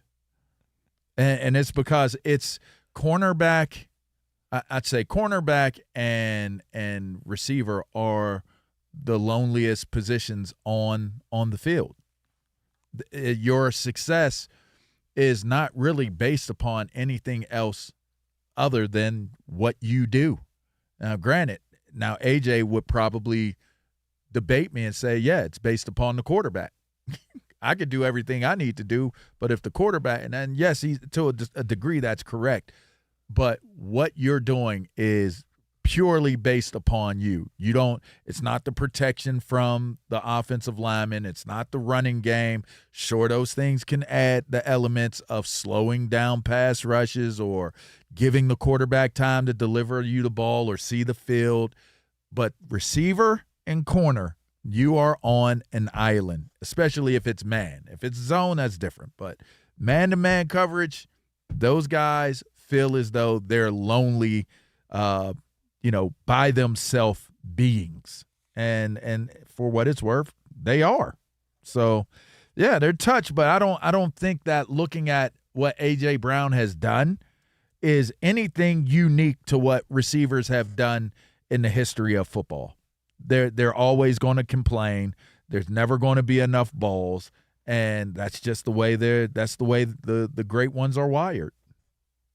It's the Dan Patrick Show here on Fox Sports Radio. He's Lavar Arrington. That guy's Brady Quinn. I'm Jonas Knox. In for Dan and the guys. And up next here on this Friday, we close up shop, and you're going to tell us, good or bad? Is this good or bad from these two participants in this week's edition of What Was the Worst Thing You Heard? And it's yours here on FSR.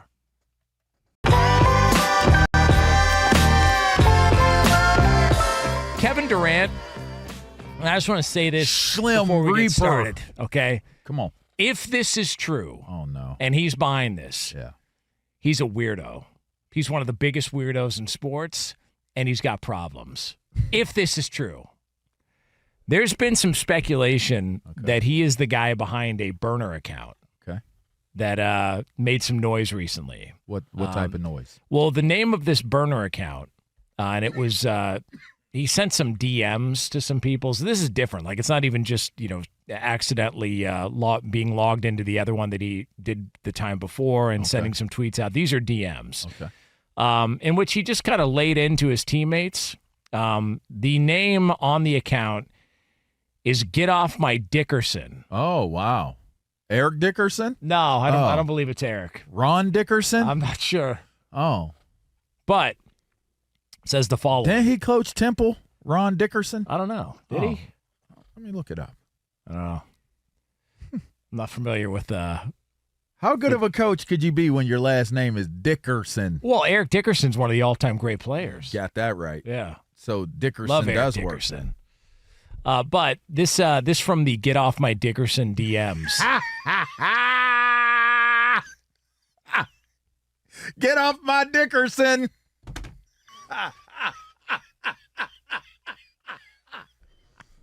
I'm sorry. I don't know. I got it. I got the childish part of it out. At some point, let's be adults about this. At some point, you got to grow up, man. This is a new audience. And this was a coach. The Ron Dickerson was a coach. Get back to being a professional. Right. So this from Get Off My Dickerson. I will not laugh again. All right, here we go. Come on. Coach called that play to pass to Alpi, meaning Alfred Şengün. LOL. I'm going to turn the ball over with this S-ass team. I don't give an F. Your franchise player can't shoot or defend. That's a way bigger issue than my turnovers. Remember, these guys are your future. All right. Okay. So the next one. That's how you sounded when he was typing it. Like, if he was saying it by the word, like it was his voice, that's how he sounded. I mean, again, that's, maybe me trying to lead the witness here. I mean, I want you to sound exactly how you hear it voice-wise in your head when you read it. All right. All right, come on. From Get Off My Dickerson. I can't trust Jabari to make an effing shot or get a stop. Guy writes back, just don't give him a tech. He writes back, he's low-key R-word. And the R starts with an R and ends with tarded, which I'm not sure I could say on the air. Well, hey, hold on a second. I didn't say it, Chris. Jesus. Yeah, that hand went right on over there. It was quick, too. Safe than sorry. All right. Next up, some laughing, crying emojis. And then he goes on to say, does Get Off My Dickerson. I really got to laugh to stop from crying. I swear I miss Ben Simmons. Least that N-word would give me the ball. He then goes on to say, when somebody pointed out and put a screenshot of life with Devin Booker and Frank Vogel, he wrote, all this because Book return. Two dictators, Stalin and Hitler, Mussolini and Kim Jong-un. The Suns are my team when we lose and Book's team when we win. That from Get Off My Dickerson via DM on X. Now, Kevin Durant, who we don't know is Get Off My Dickerson because this spread and everybody got a hold of this. Kevin Durant was asked about the scandal, if you will, and had this to say. I know you got to ask these questions, but I'm not here to get into Twitter nonsense. I'm just here to focus on the season, keep it pushing. But I know I get you got to answer those questions. My teammates know what it is. We've been locked in the whole season. We've been enjoyed our break. Had a great practice today. Looking forward to this road trip. So, based on that response, do you believe that Kevin Durant is in fact? When somebody does not deny it. Well, can I at least present to you the question? Okay, I just want to be a fair moderator here. Good. Based on that response, LaVar Arrington, do you believe that Kevin Durant is in fact get off Mike Dickerson? Yes. I'm gonna be honest with you, man. Play it back one more time. Just play the beginning of it. When you don't do something, you say, yeah, man, that's crazy. It's not me. I didn't do that. You got the wrong person. What? You're wasting your time. Tell me, do you hear him say no or answer definitively? Let me hear the beginning. I know you got to ask these questions, but I'm not here to get into Twitter nonsense. I'm just here to focus on the season. Translation, I'm Mr. Get Off These Dickerson. Here's the part. Here's the part. Don't want a complication.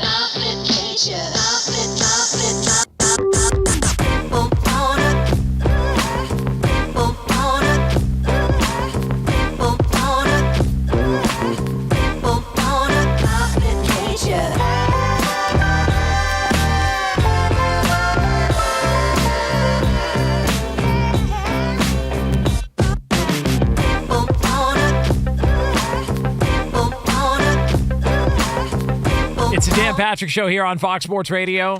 LaVar Arrington, Brady Quinn, Jonas Knox with you. You can hear us Monday through Friday, 6 a.m. Eastern Time, 3 o'clock Pacific. We are the show before the Dan Patrick Show here on Fox Sports Radio, on the iHeartRadio app, on hundreds of affiliates all across the country. So make sure you check us out coming up Monday if you're into it. We know what the camera crew at the Olympics are into, and it's the speed skating. And especially the but they don't want the head-on angle though. They keep showing the USA on their back for some reason. Yeah. Well, I know the Netherlands just keep pumping them out, man. Yeah. My goodness. I just don't understand why they don't see. Look, this lady right here, Miho Takaji. What'd you just say? Miho. That's her name, Miho. Anyways, they showing her from the front. Show her there you go. Just get a front angle, man. Oh, I see what you're doing there. What? What do you mean? Well, I'm just saying. We won't go there. We got some other stuff to get to. Settle down just a little bit. I was just saying. By the way, if you missed any of today's show, you'll want to catch the podcast. Search 2 Pros wherever you get your podcasts. Right after the show, today's pod will be posted. Be sure to follow it, rated 5 stars. You can even provide a review. Again, just search 2 Pros wherever you get your podcast. You'll find today's full show and a best-of version posted right after we get off the air. Also, a quick update here. Finland now up 2-0 over Canada in the semifinals. So no Sidney Crosby. Oh, no. And as it stands right now, probably no Canada in the gold medal game. Dang. So, and jumped out on them. But right now, Braden, you've got some are these things really that bad? Do you want to set this up? Because I feel like some of these are. We just started doing this segment called The Worst Thing You Heard This Week. We've got a couple... No idea what that was. I mean, it's close to the worst thing I've heard all week. That is from Dumb and Dumber. Yeah. That is an awful sound. That is. These are 3 of the worst things I've heard this week. Let's kick things off, though, with what some may thought weren't possible. But did you guys know you can actually get injured playing in a poker game? So Justin Smith must catch a king. There's the board. Can he escape? Oh, it's a 10. No! Back-to-back double ups by Justin Smith, drawn out both times, Vince, to stay alive. And look how excited he is, his fans, his friends. We'll fix that tomorrow. Let's go. Wait a minute, Vince. Something's wrong out there. We'll operate it on it tomorrow with the million. Yeah, there's something very wrong. He's doubled over. He's really in pain. Yeah, it snapped. What the? This is no bluff, let me tell you. Poker injury. I told you this is an injury sport. They say that poker's not a sport, but this is like... Well, this is pretty serious. People are rushing to Justin's side. I'm really hoping it'll be okay. I'm able to play. I'll play it out. Tournament officials have stopped the clock. We're going to find out what's going on, and we'll be right back. Hey. Yeah, that is a torn ACL you just heard. While celebrating playing poker. Oh, he got grammatica'd. Yeah, he did. Yeah. Oh, no. Tore that thing right on up. I just didn't think it was possible, man. I could see that, jumping up and down. I could see By the way, that. was there any question of whether or not he'd be able to continue to play poker? It's like, yeah, dude, you're Right. sitting on your butt. Like, go fit. By the way, they're playing for like millions. I forget how much he had accumulated at that point. I think it was like $6 million or something. Would you get it fixed if you were just a poker player? Yeah, why not? I mean, wasn't there the story in the Elway documentary? Sometimes you can walk around with no ACL. I guess Elway had a torn ACL his entire career. That they just braced it up and, a couple of lung darts, and next thing you know, he's ready to go back in there. All right, let's move on to another clip. This is one of a frustrated men's college basketball coach. All we ask is that there's a fair game. That's what we ask. Okay, CJ O'Hara goes and gets an offensive rebound. Their player dives at his legs. CJ gets called for a foul. I need Donnie at the league and the new commissioner to explain to me the disparity in the officiating. That's what I need explained to me. I need somebody to explain to me how, just those two. There's others that I have massive issues with, okay? Others that I have including every time we touched them, there was a foul in the second half. The last play of the game, just to get the ball, they're grabbing us and holding us. Okay, and I understand. If you're not calling that, that's fine. You had the exact same play at both ends in the last play of the game. The exact same play. They clearly heard your radio show, Doug. Oh. Oh, no. Don't do that. They have held angst. They have an axe to grind with you based off of your opinions and your takes on your radio show. You're a target, bro. Live with it. You knew that. This guy thought he could coach and do radio all at the same time. Foul. What? Say something. Say something. Say, tech. Oh, you think he was targeted? And I bet you it gets worse from here on out. After that rant he had, he sounded like he was doing a radio segment. You think he was targeted? Yeah, he was That's targeted. unfortunate. He was targeted. Stop targeting Doug. We've got to save time. We got one more. This is our president. This is our president of the United States. Uh-oh. President Pena of Paraguay is here. President, thank you very much. Young, handsome guy. It's always nice to be young and handsome. Doesn't mean we have to like you. I don't like young, handsome men. Women, I like. Men, no, I don't have any interest. Good. That's right. Thank you very much. You're doing a great job, too. I second that, Mr. President. I mean, I understand his desire to differentiate himself based on current events out there right now, but man. How much younger, Mr. President? Yeah, we got to be careful with that one these days. How much younger are you saying, Mr. President? Cast your vote. You got to pick one. You got to pick one. That's dope. We need to create a graphic and put that up. You got to pick one. The worst thing I heard this week, that it's got to be the president. I'm sorry. I mean, listen, but I think he makes a valid point, though. And I think he just got lost in the moment, though. Like he started really fantasizing about whatever that young woman looked like. He got lost in it. Yeah, I'm gonna go with the poker player tearing his ACL. That's unacceptable. Come on, man. What you got, Q? I'd say the poker player. It's close, though. The Trump one's close. I would say the poker player. I didn't think that was possible. I don't like young, I didn't think you could good-looking get injured little boys playing poker. I do like young, good-looking hey, little girl. Dan Patrick Show. Thanks for having us. We'll gladly do it again. Everyone. Enjoy the weekend, everybody. Have a good time. All right, bye.